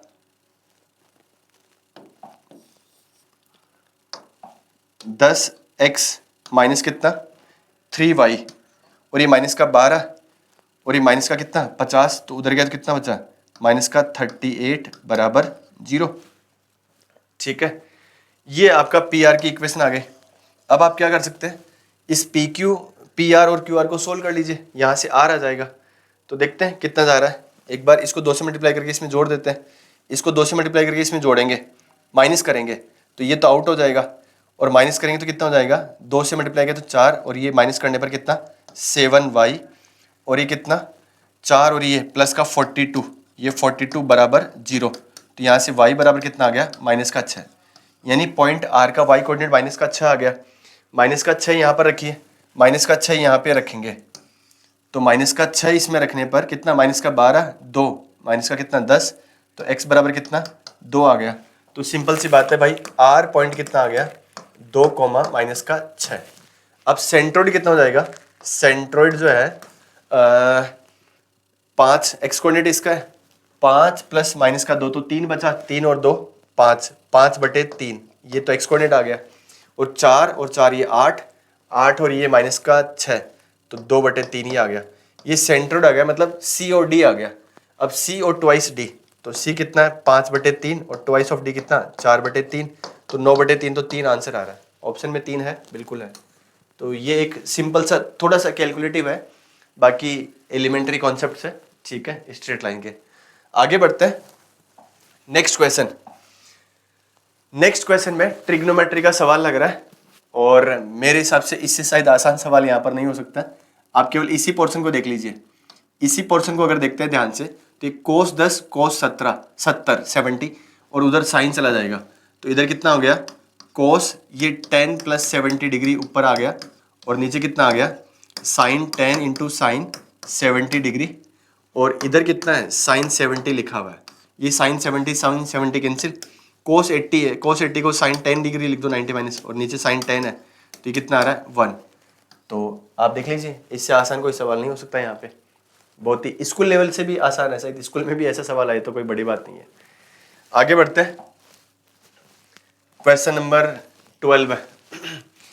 let the arc AC of a circle subtend right angle at centre O if the point B on the arc AC divides the arc AC such that length of AB और length of arc BC जो है ना इस ratio में दे रखा है, और ये दे रखा है, इसकी वैल्यू पूछिए। तो देखिए बच्चे, इसको ध्यान से ऐसा लेते हैं सर्कल, और यहाँ पर arc AC of a circle subtend right angle at the centre O, इसको O A ले लेते हैं और ये B ले लेते हैं, ठीक है, ये O ले लेते हैं, 90 डिग्री बना रहा है। एंड आगे क्या बोल रहा है, if the point B, sorry this is C, ये कितना है, ये C है। अब पॉइंट B जो है ना, point B divides the arc AC, इस रेशियो में आर्क AB और आर्क BC का ये रेशियो है, तो AB 1 है और BC ये है, तो ये B यहाँ पे आ जाएगा, ये B यहाँ पे आ जाएगा, और इसको इसे ज्वाइन कर दिया, तो ये 5:1 में है। तो आपको पता है जिस रेशियो में आर्क बनता है सर्कल का, उसी रेशियो में सेंटर पे एंगल डिवाइड होता है। तो ये पूरा 90 डिग्री है, तो 6 पार्ट करेंगे तो 30 डिग्री, सॉरी 15 डिग्री, तो ये तो 15 डिग्री आ गया, और ये कितना आ गया 75 डिग्री आ गया। मतलब सिंपल सी बात है, ये थीटा है तो ये 5 थीटा होगा, और 6 थीटा बराबर 90, तो थीटा बराबर कितना आ गया 15 डिग्री आ गया, ये आ गया। अब इनको वेक्टर की फॉर्म में ले जाते हैं, इसको ऐसे मान लेते हैं वेक्टर, और ये दे रखा है, तो ये क्या दे रखा है OC बराबर alpha OA vector plus beta OB vector. अब देखिए बच्चे, यहाँ पे एंगल दे रखा है और इसका मैग्नीट्यूड 1 मान लेते हैं, कोई फर्क नहीं पड़ेगा। अब आप क्या करिए, इसको डॉट OA करिए, मतलब इस पूरे एक्सप्रेशन को दोनों तरफ OA के साथ डॉट करिए, या OB के साथ डॉट करिए, या OC के साथ डॉट करिए, वहां से अल्फा बीटा में आपको इक्वेशंस मिल जाएगी, उनको फर्दर सोल्व कर सकते हैं। ये सीधा सीधा तरीका है। लेकिन कई बार क्या होता है कि आप किससे पहले डॉट कर रहे हैं, उससे कैलकुलेशंस कई बार फटाफट हो जाती है। तो आप देखिए यहाँ पर, अगर मैं इसको पहले डॉट विथ AB कर दूं, dot with AB, dot with OB vector, तो OB से डॉट करूंगा तो OB डॉट OC कितना हो जाएगा, दैट विल बी, मैं डायरेक्ट लिख रहा हूं, cos 75 degree equal to OA dot OB किया, तो ये कितना आ जाएगा अल्फा इंटू कोस, ये 15 डिग्री, और ये कितना हो जाएगा, ये बीटा आ जाएगा। ऐसा कर सकते हैं। अब कोस 75 डिग्री का मतलब क्या है, साइन 15 डिग्री तो है, साइन 15 डिग्री का मतलब क्या है √3 - 1 अपॉन 2√2, और ये कितना अल्फा बराबर √3 + 1 अपॉन 2√2 प्लस का ये बीटा। ऐसे कर सकते हैं। अब इसको क्या करिए, जो पूछा उसमें अल्फा अकेला है, तो अल्फा अकेला है तो इसको हटाते हैं एक बार, तो एक बार पहले इसको रेशनलाइज कर देते हैं। तो रेशनलाइज करेंगे तो क्या बनेगा, ये √3 - 1 अपॉन ये 2√2 बराबर, रेशनलाइज किया तो ये √3 - 1 2 बनेगा, 2 से 2 कट गया, तो अल्फा अपॉन कितना आ जाएगा √2 इंटू √3 - 1 प्लस बीटा आ जाएगा। अब इसका एलसीएम ले लीजिए, एलसीएम लेने पर ये इसके साथ जाएगा तो पूरा एक्सप्रेशन वो बन रहा है, तो इसका एलसीएम ले लीजिए, इधर आएगा फिर इधर मल्टीप्लाई में आ जाएगा। तो फाइनली मैं यहां पे लिख रहा हूं, यहां पे लिख रहा हूं, ठीक है। तो अल्फा प्लस एलसीएम लिया तो √2 इंटू √3 - 1 बीटा, ये तो राइट हैंड साइड में आएगा इधर, इक्वल टू ये इधर जाएगा तो ये मल्टीप्लाई होकर ये क्या हो जाएगा, एलसीएम लेने पर √2 से √2 कैंसिल आउट हो ही गया, और ये √3 - 1 मल्टीप्लाई होगा तो √3 - 1 का होल स्क्वायर बटे में 2 बच जाएगा। इसको सोल्व करेंगे तो कितना, 2 - √3 आ जाएगा, और मेरे हिसाब से ये ऑप्शन में है, ये रहा, ठीक है। तो यहां पर हुआ क्या है, डॉट विथ ओबी कर दिया तो उससे एक बार में आंसर आ गया, लेकिन अगर आप डॉट विथ ओए करते या डॉट विथ ओसी करते तो एक बार में आंसर नहीं आता। तो ये लक वाली बात भी होती है, इसमें कहीं पे कोई दिमाग वाली बात नहीं है, लक फैक्टर काम करता है कि कई बार आपने जो स्टेप उठाया उससे पहली बार में आंसर आ गया। बाकी सिंपल सवाल था, ठीक है। आगे बढ़ते हैं, आगे नेक्स्ट क्वेश्चन है, marks obtains by all the student of class 12 are presented in a frequency distribution with classes of equal width, let the median of this group data be 14 with median class. Median class दे रखे, ये median class interval है, और median दे रखा है ये, ठीक है, और मीडियन क्लास की फ्रीक्वेंसी दे रखी है 12। If the number of students whose marks are less than 12 is this, ये क्युमुलेटिव फ्रीक्वेंसी है, ठीक है, उन सारे बच्चों का काउंटिंग है जिनके मार्क्स 12 से कम आ रहे हैं, then the number of students is. तो बच्चों इसमें स्टैटिस्टिक का है, इसमें बच्चे क्या थोड़ा सा इग्नोरेंस करते हैं, बाकी एक सवाल आता ही आपको पता है। तो इसमें सिंपली फॉर्मूला लगाते हैं मीडियन वाला, मीडियन बराबर क्या है, this will B L plus ये कितना है n/2 माइनस का कॉम्युलेटिव फ्रीक्वेंसी अपॉन में क्या है ये फ्रीक्वेंसी इनटू एच है।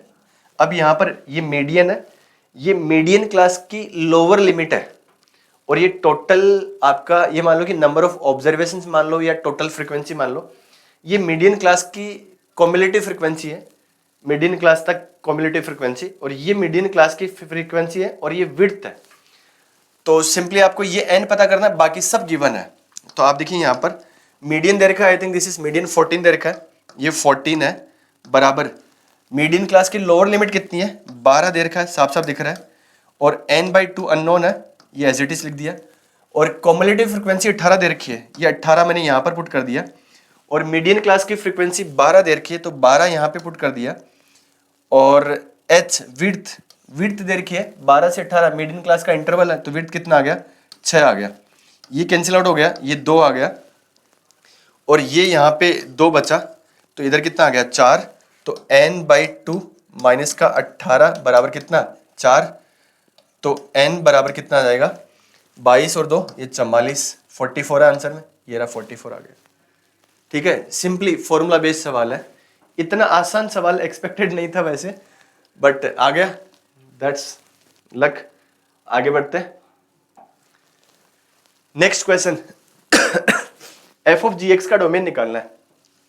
तो आप देखिए यहां पर f ऑफ gx में इसका डोमेन निकालना है, तो सिंपली ये क्या है ln gx है, तो इसका डोमेन निकालने के लिए ये पॉजिटिव होना चाहिए बस, और ये खुद डिफाइंड होना चाहिए, तो उसको पॉजिटिव कर देते हैं, x⁴ माइनस का 2x³ प्लस का 3x² माइनस का 2x प्लस का 2 और अपॉन में कितना 2x² माइनस का 2x प्लस 1 है, ये पॉजिटिव होना चाहिए और ये खुद भी डिफाइंड होना चाहिए।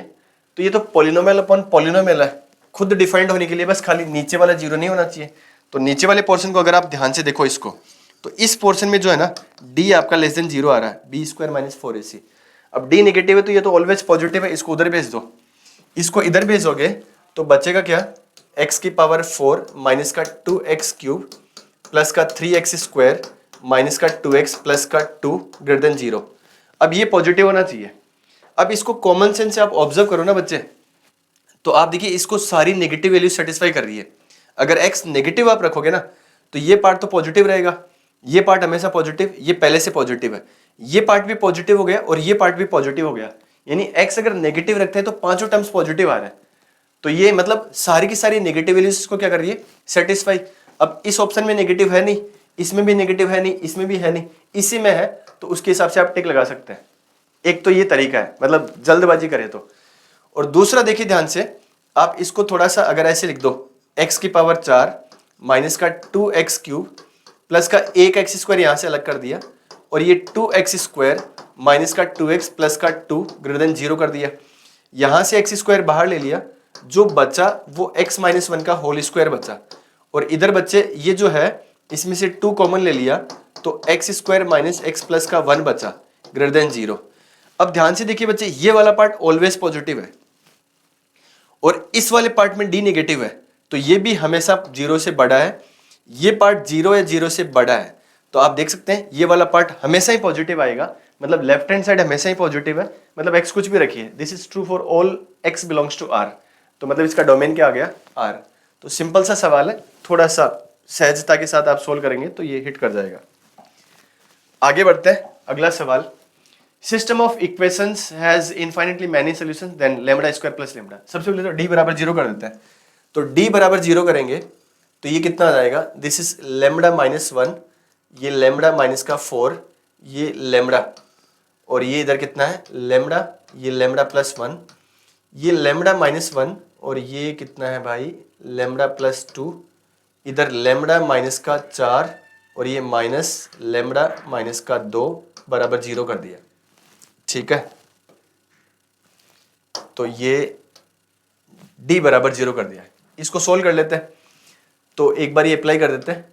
r1 को लिख दिया मैंने r1 माइनस r2, लीनियर है, r2 को लिख दिया r2 माइनस r3, तो ये क्या बन जाएगा बच्चों, दिस विल बी माइनस का 1, और ये कितना आ जाएगा माइनस का 3, इसमें से माइनस किया तो ये 4 आ गया, और इधर कितना हो जाएगा माइनस का 1, इसमें से माइनस किया तो ये माइनस का 3, और ये कितना हो जाएगा बच्चों, दिस विल बी माइनस करेंगे तो 2 लैम्डा माइनस का 2 आ जाएगा, और ये लैम्डा प्लस 1, लैम्डा प्लस 2, और माइनस का लैम्डा माइनस का 2 बराबर 0। ठीक है, अब इसमें ये दोनों सेम दिख रहे हैं तो फिर से माइनस कर दो, फिर से क्या, आप r1 को लिख दो r1 माइनस का r2, ये इसमें अप्लाई करना है, और ये दोनों जो है ना हम इसमें अप्लाई किए थे, ये वाला ये इसमें, तो यहाँ से डिटर्मिनेंट कितना बन जाएगा, दिस विल बी 0 0, और माइनस करने पर ये 2 माइनस का कितना आ जाएगा बच्चों, 2 माइनस का 2 लैम्डा इक्वल टू 0, और ये कितना माइनस 1 माइनस का 3, 2 लैम्डा माइनस का 2, और ये लैम्डा प्लस 1, लैम्डा प्लस 2, और माइनस का लैम्डा माइनस का 2। अब इसको इसके अलोंग एक्सपेंड करते हैं, तो दिस विल बी कितना बन जाएगा, 2 माइनस का 2 लैम्डा, कहीं कैलकुलेशन मिस्टेक तो नहीं कर दी, ये 6 आ जाएगा शायद, इसमें से इसको माइनस किया तो ये गलत कर दिया, ये 6 माइनस 2 लैम्डा आ जाएगा। ठीक है, मतलब r1 में से r2 को माइनस किया तो 4 माइनस दिस, तो ये कितना 6 माइनस 2 लैम्डा, तो ये 6 माइनस 2 लैम्डा यहाँ पर आ रहा है, और ये कितना आ रहा है फर्दर दिस इंटू दिस, तो ये भाई माइनस का लैम्डा माइनस का 2 प्लस का 3 लैम्डा प्लस 1 बराबर 0, तो एक तो लैम्डा बराबर 3 आ रहा है, और एक इधर कितना हो जाएगा, दिस विल बी 2 लैम्डा और प्लस का 1 बराबर 0, तो एक लैम्डा कितना आ गया माइनस का हाफ, 2 वैल्यू आ रही है। अब 2 वैल्यू आ रही है तो एक बार लैम्डा बराबर 3 रख लेते हैं, और ये देख लेते हैं कि d2 d3 और d1 वो भी 0 बन रहे हैं क्या। तो मैं एक बार इसको हटा देता हूँ यहाँ से, लैम्डा बराबर 3 और माइनस का 1/2, d अगर 0 के बराबर है तो इसको रिमूव कर देते हैं यहाँ से, ये इसको रख देते हैं, अभी इनको रिमूव करते हैं, इसको रिमूव कर दिया। अब देखिए यहाँ पर अगर मैं लैम्डा बराबर 3 लेता हूँ, लैम्डा बराबर 3, बच्चों को यहाँ पर क्या थोड़ा सा d1 d2 वो सब लिखने में कैलकुलेशंस में से लग रहा है कि यार बहुत ज़्यादा जाएगा, बट आप देखिए एक बार लैम्डा की वैल्यू पुट कर दीजिए पहले, लैम्डा की वैल्यू पुट करके तो d क्या बन जाएगा, d आपका सिंपली हो जाएगा 3 पुट किया तो कितना हो जाएगा 2 3 और ये 4। और एक चीज़ और देखिए बच्चे यहाँ पर कॉमन सेंस है, भाई लैम्डा की 2 वैल्यू आ रही है, तो लैम्डा की वैल्यू यहाँ रखिए कितना, लैम्डा स्क्वायर 9 और 3 12 आ रहा है, 12 ऑप्शन में है। लैम्डा की वैल्यू अगर माइनस का हाफ लूंगा मैं तो माइनस का हाफ इसमें रखोगे तो कोई सा भी ऑप्शन मैच नहीं करेगा। तो सिंपल सी बात है, टाइम बचाने के लिए इस पर टिक लगा दो, कोई ना कोई एक तो होगा ही होगा। ठीक है, तो यहाँ से लेमडा बराबर 3 रखने पर मैच हो रहा है, तो सवाल तो यहीं खत्म हो गया। ठीक है, ये ऑब्जेक्टिव अप्रोच। बाकी दूसरा क्या है, आप लेमडा बराबर 3 इसमें रखोगे तो ये पहला कॉलम हो गया, और ये कितना हो जाएगा माइनस का 1, ये 2, और ये कितना 5, इधर कितना 3, और ये माइनस का 1, और ये कितना माइनस का 5, ये आ रहा है। अब इसी में आप क्या करो, ये वाला कॉलम एक बार इसमें डाल दो, तो D1, जैसे D1 देखते हैं तो D1 में क्या आ जाएगा 5, 7, 9, और ये माइनस का 1, 2, 5, 3, और माइनस का 1, माइनस का 5, ये 0 बन जाएगा सोल्व करने पर। ऐसे एक बार ये यहाँ रखो, एक बार यहाँ रखो, तो D1, D2, D3 तीनों 0 हो जाएंगे। बट आप थोड़ा सा प्रेजेंस ऑफ माइंड का इस्तेमाल करोगे तो इसमें ये सब चेक करने की आपको ज़रूरत पड़ेगी नहीं, क्योंकि जो 2 लेमडा की वैल्यूज आ रही है उनमें केवल इसी वैल्यू के लिए ये ऑप्शन मैच कर रहा है। ठीक है, आगे बढ़ते हैं। बहुत ही स्टैंडर्ड इंटीग्रेशन का सवाल है। इस सवाल में देखिए दोनों की पावर्स का सम 2 आ रहा है, तो इसको मैं क्या लिख सकता हूं, this can be written as dx बराबर dx upon this can be written as x minus 11 upon x plus 15 की पावर कितना 11/13, और ये x प्लस 15 की पावर कितना हो जाएगा 2 हो जाएगा। मैंने क्या किया, x प्लस 15 की पावर 11/13 से डिवाइड भी कर दिया इसको और मल्टीप्लाई भी कर दिया। मल्टीप्लाई किया तो वो स्क्वायर हो गया, और डिवाइड किया तो ऐसा बन गया। अब इसको ले लीजिए आप t, मतलब x minus 11 upon x plus 15, इसको ले लिया मैंने t, तो इसका डेरिवेटिव करोगे ना बच्चे, तो ये x प्लस 15 और माइनस में ये कितना x माइनस 11 और बटे में कितना x प्लस 15 का होल स्क्वायर बराबर कितना आएगा dt अपॉन dx। तो यहाँ से x से तो x डाल लिया, 15 ये कितना 26, तो ये कितना हो जाएगा dx upon this is x plus 15 का होल स्क्वायर बराबर dt अपॉन कितना 26 आ रहा है। तो इंटीग्रेशन कितना हो जाएगा, this integration will be i बराबर ये हो जाएगा भाई 1/26 को बाहर भेज देता हूँ, ये dt और अपॉन में कितना t की पावर 11 बटे कितना 13। इसका इंटीग्रेशन कितना आ रहा है 1/26 और t की पावर माइनस का 11/13 प्लस का 1, और ये माइनस का 11 बटे कितना 13 प्लस का c। ये समझ में आ रहा है। आगे बढ़ते हैं, इसमें सोल्व करेंगे तो ये कितना हो जाएगा 13 से कैंसिल आउट हो गया, ये तो 2 बचा, और ये 22 हो गया, तो 1 माइनस का 22।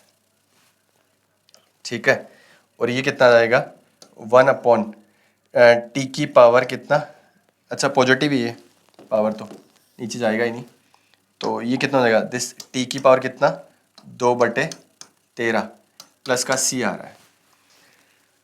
ठीक है, कहीं मिस्टेक तो नहीं कर दी, मिस्टेक कर दी, ये प्लस का 1 आएगा, तो एलसीएम लेने पर कितना 2/, तो 2 और 2 ये 4 हो जाएगा, तो ये पोर्शन कितना हो जाएगा 4 हो जाएगा। ठीक है, अब टी की जगह वापस वो रख देते हैं, तो मैं वो वाला पोर्शन हटा देता हूँ एक बार। तो इस पोर्शन में अगर इसको हटा दिया जाए तो देखिए ध्यान से, इंटीग्रेशन जो है ना इसको इसने आई बोल रखा है, तो आई एक्स बराबर क्या हो जाएगा सिंपली 1/4, और ये x माइनस 11 बटे एक्स प्लस 15 की पावर कितना 2/13 प्लस का c है। अब ये 37 और 24 रखना है, तो ये सिंपली ये वाला जो पोर्शन है ये किसके बराबर हो जाएगा 37 रखिए 1/4, और ये कितना 37 माइनस 11 तो 26, और 37 प्लस 15 तो कितना 52 आ रहा है, और होल पावर कितना हो जाएगा इसका दिस विल बी 2/13 माइनस का c आउट हो जाएगा। 24 रखिए, 24 रखने पर कितना आ जाएगा ये दिस विल बी 13, और नीचे कितना 24 प्लस 15 तो ये कितना हो जाएगा 39 होल पावर कितना 2/13 ये बनेगा। इसको फर्दर सोल्व करें तो 1/4 तो ऐसे आएगा, और ये कितना हो जाएगा बच्चे ये 2 बचा है यहाँ पे, और जो ऑप्शन है उसके हिसाब से ऐसा है, तो इसको लिख सकता हूँ 4 की पावर 1/13 और माइनस ये 1/3 बचेगा, तो ये आ जाएगा 1/9 की पावर कितना 1/13, ऐसा लिख सकता हूँ ऑप्शन के हिसाब से। तो बी 4 है, ये कितना है, ये है, तो ये कितना हो जाएगा भाई, बी 4 और ये 9, 13, 13 इंटू 3 39, ये आंसर आ रहा है। ठीक है, एक सिंपल सा सवाल है, आप देख सकते हैं स्टैंडर्ड क्वेश्चन है इंटीग्रेशन का। आगे बढ़ते हैं, कॉम्प्लेक्स नंबर का सवाल है। जेड बार माइनस आयोटा ये सब दे रखा है। Be equation of circle with centre C, area of the triangle whose vertices are, एक तो ओरिजिन दे रखा है भाई, एक सेंटर है, एक ये एक्स एक्सिस पे है, वो ओरिजिन है। सी देख लेते हैं, तो इसको ऐसे लिख देते हैं कॉम्प्लेक्स नंबर को, X minus iota Y minus iota mod 3 को इधर भेज दिया इक्वल टू, ये कितना है 2 मॉड में 2x minus iota Y plus iota, ऐसा कर सकते हैं। इसका मोड ले लेते हैं, स्क्वायरिंग भी कर देते हैं, तो 9 आ गया, और ये कितना हो जाएगा x का स्क्वायर प्लस ये ऐसे लिखते हैं y प्लस 1 का होल स्क्वायर बराबर, इधर कितना हो जाएगा 2x यानी 4x स्क्वायर बनेगा। ठीक है, और ये कितना जाएगा, ये मैंने थोड़ा सा मिस्टेक कर दिया, ये ब्रैकेट यहाँ पर नहीं आएगा, यहाँ पर आएगा, तो ये हो जाएगा बच्चों 1 माइनस 2y का होल स्क्वायर, ऐसा बन जाएगा। ठीक है, सिंप्लीफाई करते हैं, 9 और ये 4 तो 5x स्क्वायर, और यहाँ पे कितना 4y स्क्वायर 9y स्क्वायर तो 5y स्क्वायर, ये भी ठीक है। और इधर से x का टर्म तो आएगा नहीं, y का टर्म कितना आ जाएगा, यहाँ से 2y और वो कितना 18 यहाँ से कितना माइनस का 4, तो कितना हो जाएगा 22 y आ जाएगा। और कांस्टेंट टर्म यहाँ से 9 और यहाँ से 1, तो ये कितना हो जाएगा 8 हो जाएगा बराबर 0। एक बार फिर से देख लेते हैं, ये तो ठीक है दोनों, y का कोफिशिएंट यहाँ से 2y और ये 18y, और यहाँ से माइनस का 4, 18 और 4 22, ठीक है। कांस्टेंट टर्म यहाँ से 9 बनेगा और इधर से 1 बनेगा तो 8। अब सर्कल की इक्वेशन क्या आ जाएगी, थोड़ा सा और इसको ऐसे लिख देता हूँ, this is 22/5 into Y plus का 8/5 बराबर 0। यहाँ से सेंटर कितना आ रहा है भाई 0 कोमा माइनस का एफ है ना, तो 11/5 आ रहा है, ये सेंटर आ गया -g - f। अब क्या फाइंड करना है, एरिया ऑफ द ट्राइंगल। तो आप देखिए, आपको सी पता है, ये पता है, ठीक है, अल्फा स्क्वायर निकालना, एरिया दे रखा है, तो आपको देखो तीनों वर्टिसेस दे रखे हैं, तो आप चाहे तो डिटरमिनेंट बना के भी कर सकते हैं, लेकिन थोड़ा सा प्रेजेंस ऑफ माइंड का इस्तेमाल करो ना। तो यहाँ पर ये जो वर्टिसेस है ना, ये एक वाई एक्सिस पे है, एक एक्स एक्सिस पे है और एक ओरिजिन पे है, तो जो ट्राइंगल बनेगा वो राइट एंगल ट्राइंगल बनेगा। तो एरिया डायरेक्ट लिख सकते हैं 11 बराबर 1/2 मॉड में, ये पॉइंट अल्फा कोमा 0 है, तो ये तो अल्फा आ गया, इनटू ये माइनस का 11 बटे है, तो 11/5 ही कर दो इसको, क्या ही फर्क पड़ता है, ऐसे लिख दो, समझ में आ रहा है। तो ये कितना आ गया 22 बराबर, ये कितना दिस विल बी कितना 11 और ये 5 और ये मॉड में अल्फा ले लिया, तो ये तो 2 आ गया, तो मॉड में अल्फा बराबर कितना आ गया 10, तो अल्फा स्क्वायर बराबर कितना आ गया 100 आ गया। तो I think this is clear, alpha square बराबर 100 ऑप्शन में है, ये रहा। ठीक है, अब जैसे ये वाला जो पार्ट है ना, अब आप देखिए ट्राइंगल के तीनों वर्टिसेस दे रखे हैं, तो वो 1/2 और डिटर्मिनेंट में x1 y1 1, x2 y2 1, x3 y3 1, उससे जा सकते हैं, पर थोड़ा सा प्रेजेंस ऑफ माइंड रखिए। एलिमेंट्री जैसे half into base into height है, इसमें टाइम कम लगा, तो अगर मैं यही बात फिर से कह रहा हूँ कि हर सवाल में अगर 5-10 सेकेंड्स भी आप रिजर्व करते हैं, बचाते हैं, तो it will matter in the end. ठीक है, आगे बढ़ते हैं, सवाल नंबर 18। सिंपल सा सवाल है, दिखने में थोड़ा सा खतरनाक है, बट आप एक छोटा सा सब्स्टिट्यूशन करते ही सब कुछ समझ में आ जाएगा। जैसे लेट, इसमें मैंने क्या किया, पहले तो ln x को t ले लिया, तो यहाँ से देखिए बच्चे 1/x इंटू डी एक्स बराबर क्या आ गया dt, तो ये dx और ये 1/x, ये तो बन गया dt, और यहाँ पर e की पावर 2 रखोगे तो t बराबर 2 आएगा, e की पावर 4 रखोगे लिमिट तो t बराबर 4 आएगा, तो इंटीग्रेशन क्या हो जाएगा 2 से 4, तो ये हो गया। ऊपर ये जो है क्या बन जाएगा e की power, this will B t² + 1 की पावर कितना -1 है, और नीचे कितना है e की पावर t स्क्वायर प्लस 1 की पावर कितना -1, और ये e की power 6 minus T square plus 1 की whole power -1 into D T है। इसको 1 दे दीजिए, इसको i बोल देते हैं।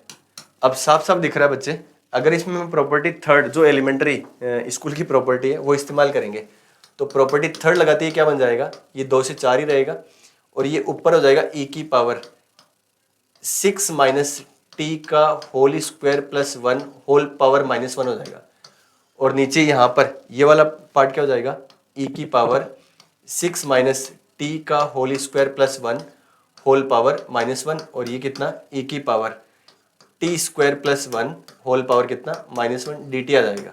इसको 2 दे दीजिए, 1 और 2 को ऐड करेंगे ना 1 + 2, तो आप देखिए क्या बनेगा, इधर तो 2i हो जाएगा सिंपली, और ये क्या है a/a+b है, और ये क्या है b/a+b है, ऐड करोगे तो 1 हो जाएगा।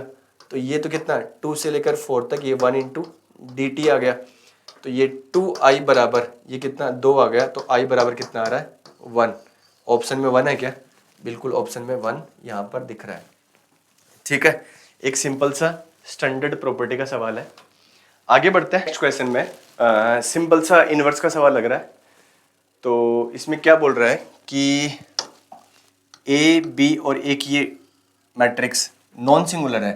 नॉन सिंगुलर का मतलब क्या है, दे आर इन्वर्टिबल, और बाद में क्या पूछा then the inverse of this, इसका इनवर्स पूछा है। तो इसका इनवर्स पूछा मतलब ए पहले लिखा हुआ है, और थोड़ा ध्यान से देखना ब्रैकेट कहाँ कहाँ पर है। तो adjoint of A inverse plus adjoint of B inverse, पूरे का इनवर्स है ये, और ये बी है। इसने इसका इनवर्स पूछा है भाई, इसका इनवर्स पूछा है, तो इसका इनवर्स क्या हो जाएगा, दिस सिंपली बी इनवर्स तो पहले आ जाएगा, और फिर ये वाला पार्ट आ जाएगा, इनवर्स ही आउट हो जाएगा, बस खाली इतना बचेगा adjoint of A inverse plus adjoint of B inverse, और ये क्या बनेगा ए इनवर्स आ जाएगा।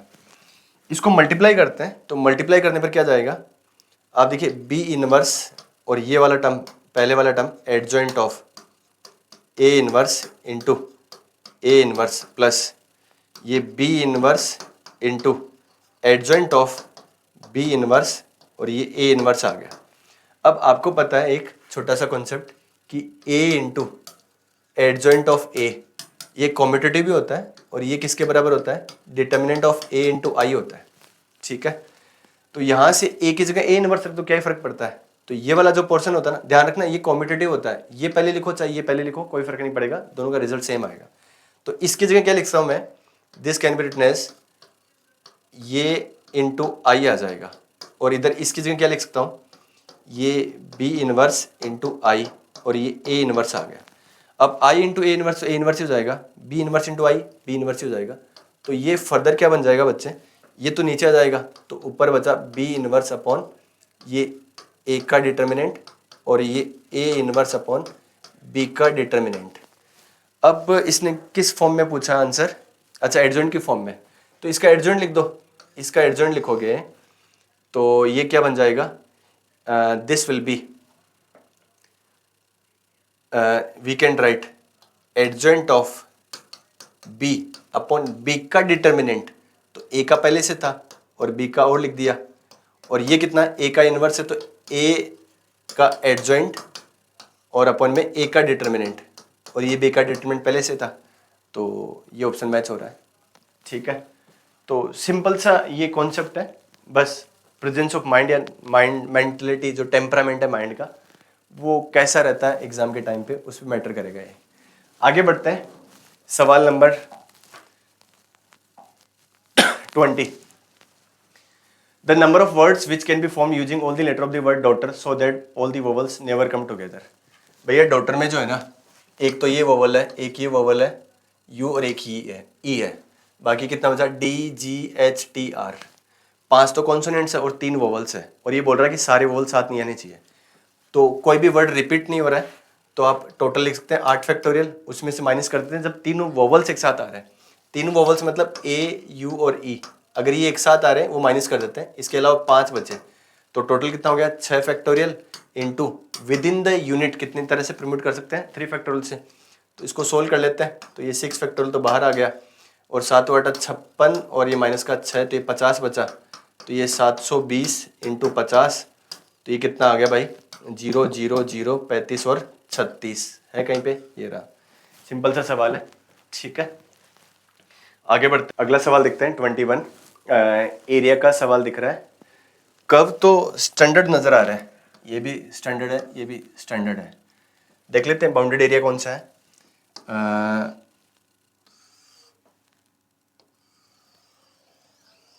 ये सर्कल है, ठीक है। और रेडियस कितना है इसका 5। ये जो है ना यहां से जाएगा,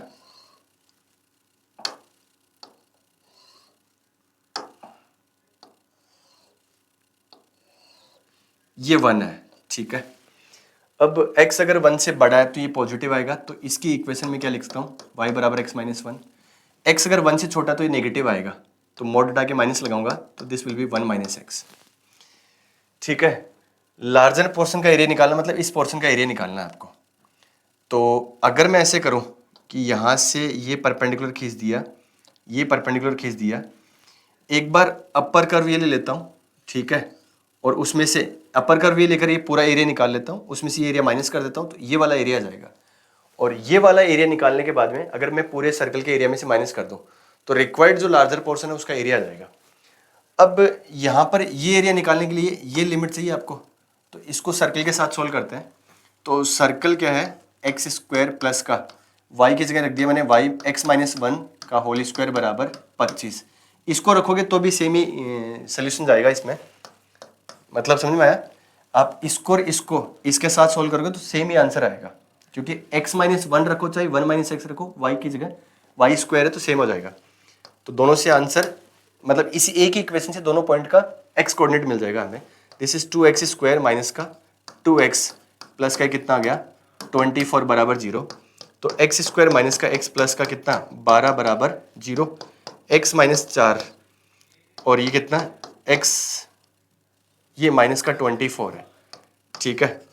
और x माइनस 4 x प्लस 3 बराबर कितना आ गया 0। तो x बराबर कितना आ रहा बच्चों 4 और माइनस का 3। तो ये तो 4 आ गया और ये कितना आ गया माइनस का 3। अगर ये 4 है तो इसमें रखो 4 या इसमें रख दो, तो ये पॉइंट कितना आ गया 4,3 और ये पॉइंट कितना आएगा 3 रखने पर माइनस का 3 रखने पर 3,4 आ जाएगा। अब देखते हैं इसको मैं एक बार डिलीट कर देता हूं क्योंकि हमें ये स्पेस चाहिए। ये कैलकुलेशंस में हटा रहा हूं। अब देखिए यहां पर ये वाला एरिया कैलकुलेट कर रहा हूं मैं, ये वाला एरिया, ठीक है। अपर कर्व तो वो जो शेडेड पोर्शन है वो वाला एरिया कैसे लिखेंगे, अपर कर्व कहां से कहां तक -3 से 4 तक। और कर्व कौन सा है एक्स स्क्वायर माइनस का 25 माइनस एक्स स्क्वायर,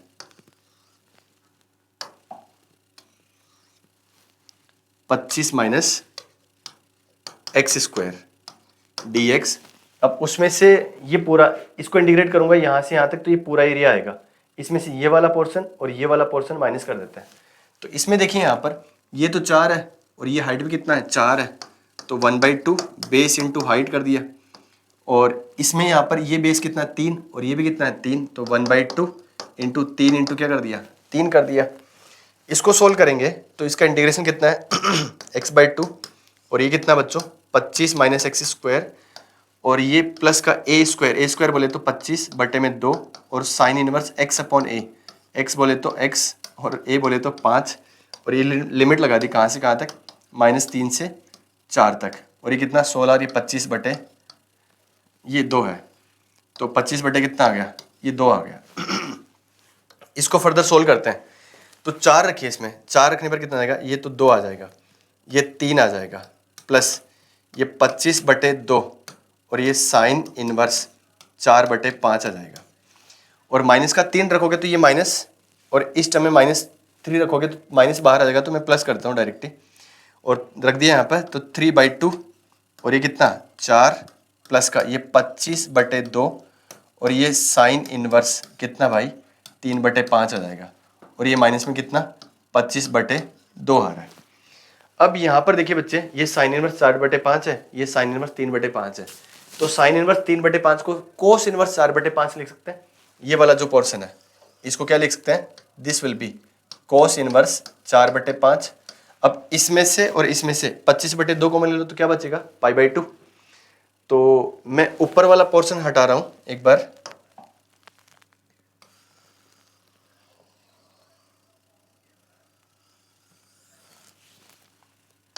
ये क्या बन जाएगा, दिस विल बी ये 6 और ये कितना माइनस का 25 एक बार ये 2 आ रहा है तो 6 ये कितना आ गया 12 माइनस का 25/2 और ये जो है ये कितना हो जाएगा 25/2 तो बाहर आ गया इंटू क्या आ गया π/2। तो ये कितना 25π/4 माइनस का 1/2 यहाँ पर पहुँच गए हम। ठीक है कैलकुलेशन। अब लार्जर पोर्शन का एरिया निकालना है तो रिक्वायर्ड एरिया जो है, रिक्वायर्ड एरिया बराबर πr² यानी 25π माइनस दिस। तो ये कितना हो जाएगा 25π में कितना 4 प्लस का 1/2 हो जाएगा। तो दिस विल बी कितना 75π/4 प्लस का 1/2 है। तो ये कितना आ जाएगा 1/4 बाहर लिया तो 75π प्लस का 2। तो b कितना है 75 और c कितना है 2, दोनों का सम करोगे कितना आ जाएगा 77। तो ये जो सम है this will be equal to 77। ठीक है, बस थोड़ा सा संभल कर कैलकुलेशन करनी है, बाकी कॉन्सेप्चुअली सवाल इस आसान। आगे बढ़ते हैं। एक इक्वेशन का सवाल दे रखा है, आप एक चीज ध्यान में रखिए, अगर किसी इक्वेशन के अंदर जो कोफिशिएंट्स है वो आर्बिट्रेरी कांस्टेंट्स है तो एक बार हिट एंड ट्रायल से आप रूट्स पता करने का प्रयास करिए बजाय सोल्व करने के।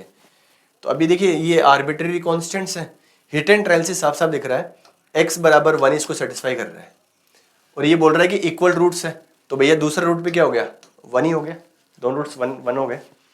अब इसके बाद में क्या है, अगर मैं प्रोडक्ट ऑफ रूट्स निकालूं तो 1 × 1 बराबर क्या लिखूंगा, this constant term C A minus B और अपॉन में ये क्या लिखूंगा a × b माइनस का c, ऐसे लिखूंगा।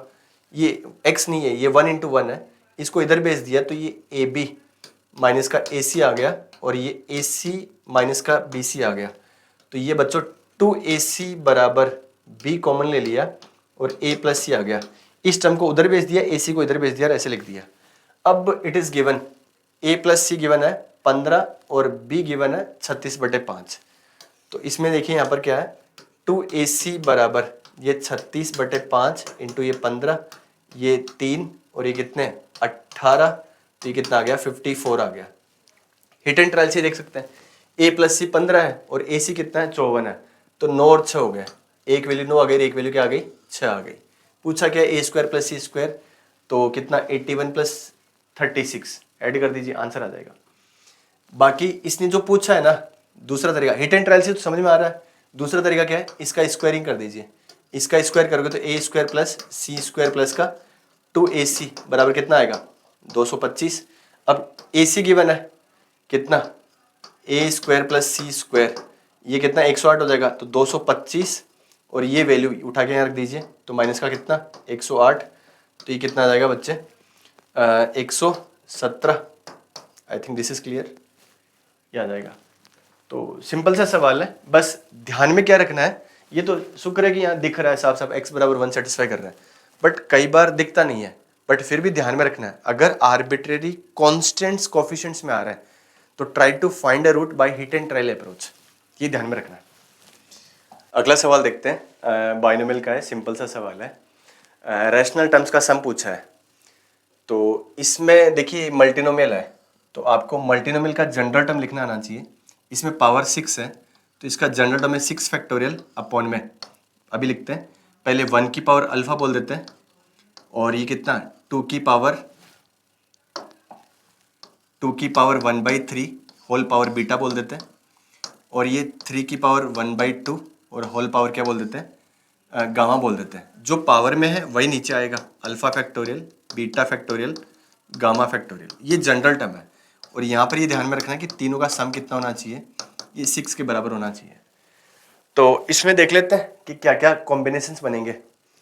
ठीक है, जिसमें बीटा 3 का मल्टीपल हो तभी ये क्यूब रूट हटेगा और गामा 2 का मल्टीपल हो। तो किसी एक को फिक्स कर देते हैं बीटा या गामा में से और बाकी पे कमेंट कर देते हैं। तो अगर मैं लिखूं कि बीटा बराबर, मतलब बीटा बराबर अगर मैं बीटा बराबर अगर 0 ले लूं, ठीक है, तो अल्फा बराबर क्या हो सकता है और गामा बराबर क्या हो सकता है, ये देखने वाली बात है। तो अगर ये 0 ले लूं तो इसको 0 ले सकता हूं और इसको 6 ले लिया, एक तो ये केस हो गया। अगर ये 0 है तो इसको क्या ले सकता हूं 2 और ये क्या 4 हो जाएगा। ये 0 लिया, ये 4 भी तो हो सकता है तो ये 2 हो जाएगा, ये 6 हो सकता है तो ये 0 हो जाएगा। ये 4 पॉसिबिलिटीज है, एक तो ये हो गई। दूसरा क्या हो गया, अगर मैं बीटा बराबर 3 ले लेता हूं, बीटा बराबर 3, तो गामा और अल्फा क्या हो सकता है ये देखते हैं। अगर ये 3 ले लिया तो इसको 0 लूं, इसको 3, तो इसको 3 लेना पड़ेगा। इसको 3 लिया, इसको 2 ले सकता हूं तो इसको 1 लेना पड़ेगा। आप देखिए तीनों का सम 6 के बराबर होना चाहिए, गामा 2 का मल्टीपल होना चाहिए और बीटा जो है ना 3 का मल्टीपल होना चाहिए, तो ही वो रूट हटेगा।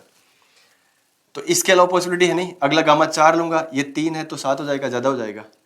और एक के केस क्या हो सकता है कि अगर मैं बीटा को 6 ले लूं, ठीक है, बीटा को 6 ले लिया तो ये 0 ले लूं और ये भी क्या ले लूं 0, तो एक केस ही हो गया, 2 केस ही हो गए और 4 ही, टोटल 7 केस है जब उनके जो रेडिकल्स है, जो इरेशनल पावर्स है वो उड़ जाएगी, पावर्स उनको रैशनल बनाने के लिए। तो इन टर्म्स को लिख देते हैं, इनका सम लिखना कैलकुलेट कर लेते हैं। तो पहला टर्म क्या हो जाएगा, ये पुट कर दीजिए, तो 6 फैक्टोरियल, ये कितना 6 फैक्टोरियल 0 फैक्टोरियल 0 फैक्टोरियल इंटू, ये पावर्स में लगा दीजिए, तो पावर्स में लगाओगे तो 1 ही आएगा, प्लस ये दूसरा टर्म क्या आ जाएगा 6 factorial upon 4 factorial into 2 factorial, 0 factorial 1 होता है तो लिखने की जरूरत नहीं है, मैं हटा दिया अब आगे, इंटू ये पावर लगाइए, तो 4 पावर 1 के हैं और 2 पावर उसके हैं, तो वो कितना हो जाएगा भाई 3। फिर 6 फैक्टोरियल अपॉन ये केस 2 फैक्टोरियल इंटू 4 फैक्टोरियल। अब इसकी पावर तो 0 तो 1 हो गया, 2 पावर है 1 हो गया, उसकी पावर 4 है तो 9 आ जाएगा, प्लस 6 फैक्टोरियल अपॉन 0 0 6 लगाना है, तो 0 0 ये तो 6 फैक्टोरियल, ये 6 लगा दिया तो कितना जाएगा, ये 27 आ जाएगा। अब ये देख लेते हैं 6 फैक्टोरियल अपॉन ये 3 फैक्टोरियल इंटू 3 फैक्टोरियल, और पावर 3 3 0 0 तो 1 हो गया, ये 1 हो गया और ये कितना 3 लगाया तो 2 आ गया। और ये केस है अगला 1 3 2, तो ये कितना आएगा 6 फैक्टोरियल अपॉन में ये कितना आ जाएगा 1 3 2 है ना, तो 1 फैक्टोरियल भी 1 ही होगा, तो 3 फैक्टोरियल इंटू 2 फैक्टोरियल, इसकी पावर 3 इसकी पावर 2, तो ये कितना आ गया 3 इंटू 2 इंटू 3 आ गया। ठीक है, इसकी पावर 2 है तो 3 हो जाएगा, 3 है तो 2 हो जाएगा। और एक केस हो गया 0 6 6 0, तो ये कितना हो जाएगा भाई, दिस इज 6 फैक्टोरियल, ये 6 फैक्टोरियल इंटू इसकी पावर कितना लगा दिया, इसकी पावर नहीं इसकी पावर 6 लगा दिया, ये 4 आ गया।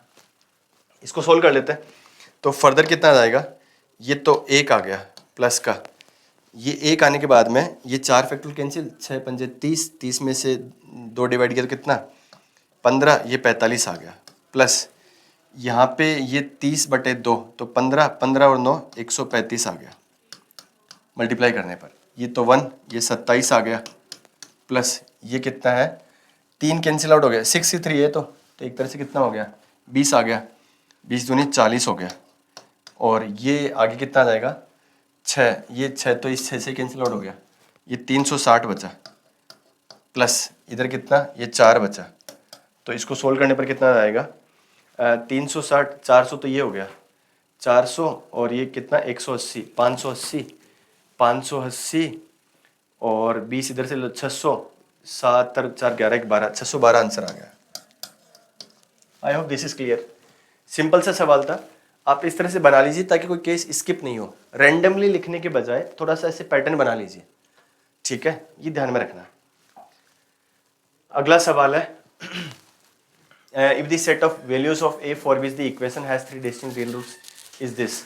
आप यहाँ पर देखिए इसमें y बराबर ही ले लीजिए, 5x³ माइनस का 15x, ए को एक बार छोड़ दीजिए, इसको हम ऐसे लिख देते हैं 5x³ माइनस का 15x बराबर ए।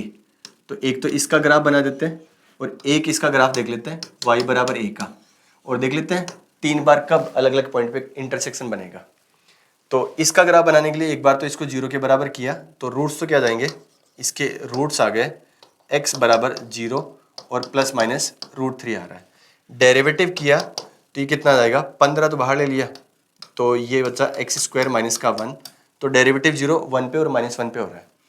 तो इसका ग्राफ अगर प्लॉट करें हम, तो इसके ग्राफ में जो टर्निंग पॉइंट है वो x बराबर 1 पे और -1 पे आएगा, और रूट्स जो है इसका एक तो √3 है, एक माइनस का √3 है और एक 0 है, और जो टर्निंग पॉइंट है वो 1 और -1 है। आप इसमें x बराबर 1 रखते हो तो ये -10 आएगा, तो 1 पे -10 ये आ रहा है, ये -10 ले लेते हैं, माइनस का 10, और -1 रखोगे तो प्लस का 10 आएगा, तो -1 रखने पर ये प्लस का 10 आ रहा है यहाँ पे। ठीक है, ग्राफ प्लॉट करेंगे रफली, तो इसमें देखिए x इन्फिनिटी रखने पर इन्फिनिटी जाएगा, तो आगे ग्राफ ऐसे जाएगा, और माइनस से इन्फिनिटी पे ऐसे जाएगा, और टर्निंग पॉइंट ये दोनों है, तो ये ग्राफ कुछ यूं ही बनेगा ऐसे, और 0 भी इसका एक रूट है इस तरह से। ठीक है, ये इसका ग्राफ बना दिया। अब y बराबर ए का ग्राफ प्लॉट करेगी, 3 डिस्टिंक्ट पॉइंट्स पे कट करें, तो सिंपल सी बात है, ये इसके नीचे होना चाहिए, ये जो लाइन है ये y बराबर 10 है, और ये y बराबर क्या है, -10 है, तो इसके बीच में होना चाहिए लाइन, तभी 3 अलग अलग पॉइंट पे कट करेगा। बीच में कहीं पे भी ड्रॉ कर दो, तो a की वैल्यू कितनी आ गई, -10 से लेकर 10 तक आ गई। ठीक है, और पूछा क्या है, ये इंटरवल, तो -10 से 10 आ गया, इसकी वैल्यू पूछी है, तो ये तो 10 है, ये -10 है, तो सोल्व करने पर कितना आएगा, 30 आ जाएगा। सिंपल सा सवाल है। ठीक है, आगे बढ़ते हैं। Next question, this is, let the circle C touch the line this, have the center on the positive x-axis and cut off a chord of length this along the line. Let H be the hyperbola whose one of the foci is the center of the and length of transfer axis is equal to this diameter. अच्छा, ये पूछा है, चलो ये तो बात की बात है, पहले सर्कल में देख लेते हैं क्या बोल रहा है।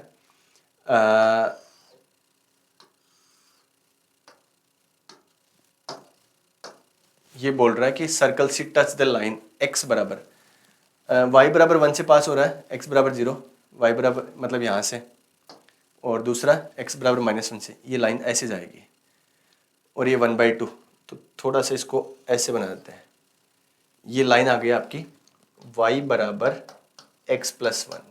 ठीक है, ये पॉइंट -1 है और ये पॉइंट 1 है।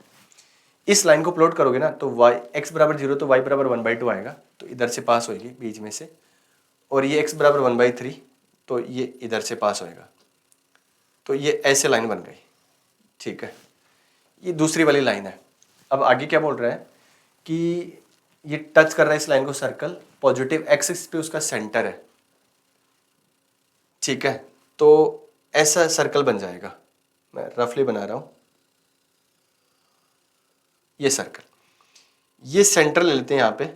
ठीक है, और सेंटर का नाम कर देते हैं k,0, α, 0 लेना मत, क्योंकि अल्फा पहले से इन्वॉल्व है सवाल में, k,0 ले लिया।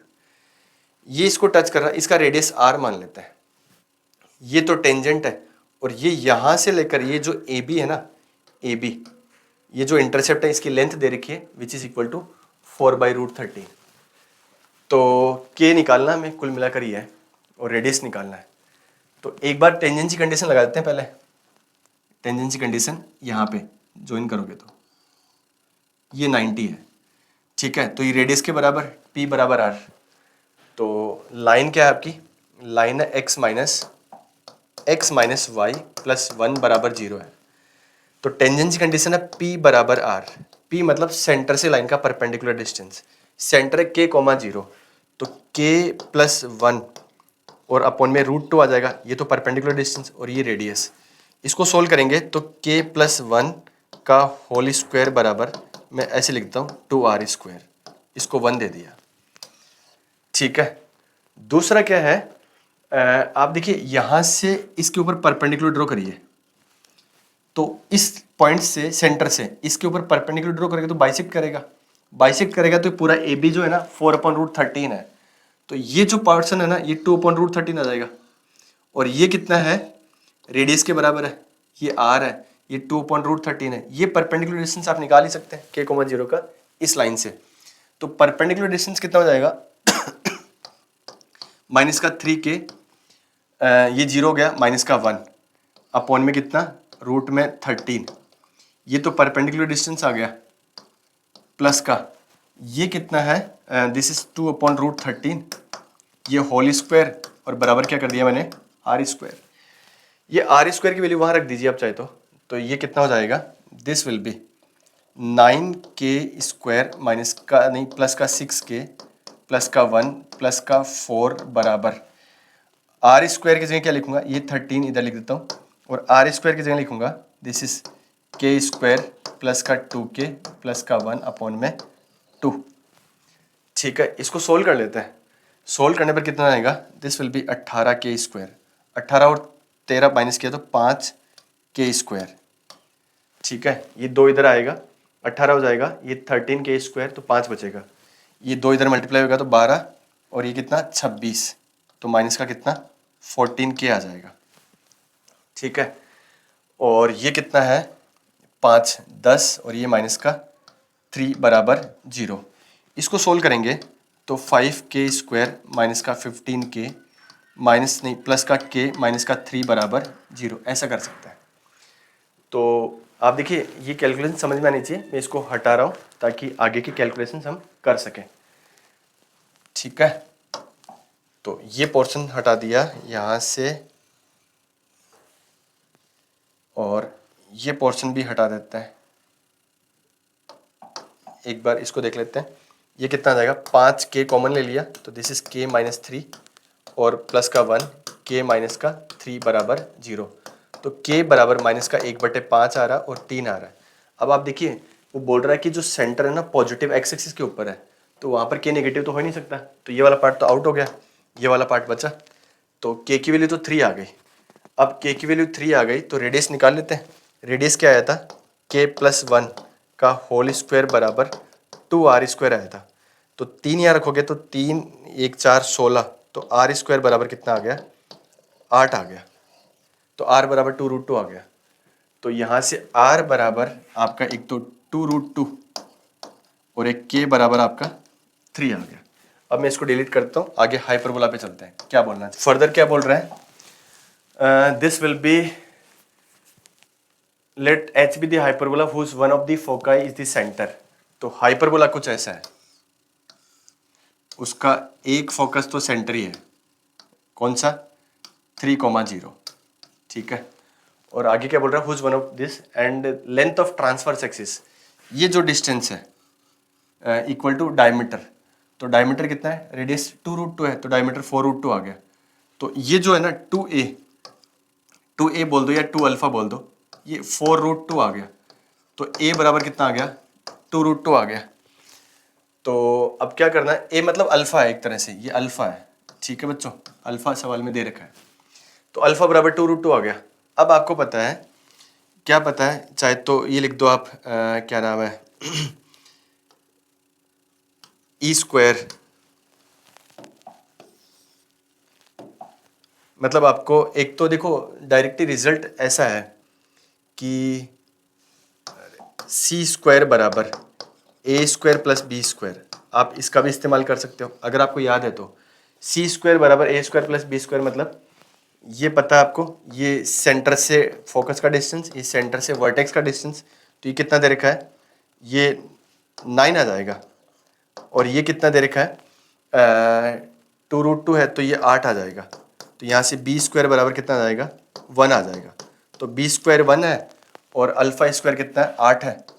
अल्फा स्क्वायर बराबर 8 है और b मतलब बीटा स्क्वायर, तो ये 8 है, ये 1 है, तो यहाँ पर 8 रख दिया, 16 और एक यहाँ रख दिया, तो 16 और 3 19, 19 आंसर आ रहा है।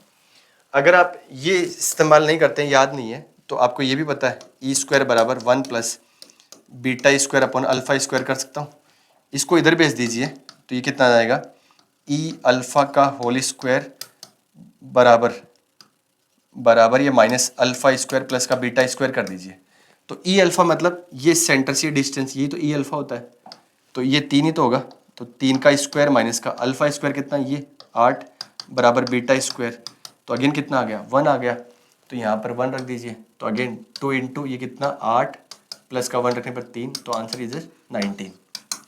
ठीक है, इस तरह से ये पेपर है 2023 की मॉर्निंग शिफ्ट का, 2023 नहीं सॉरी 23 जनवरी की मॉर्निंग शिफ्ट का।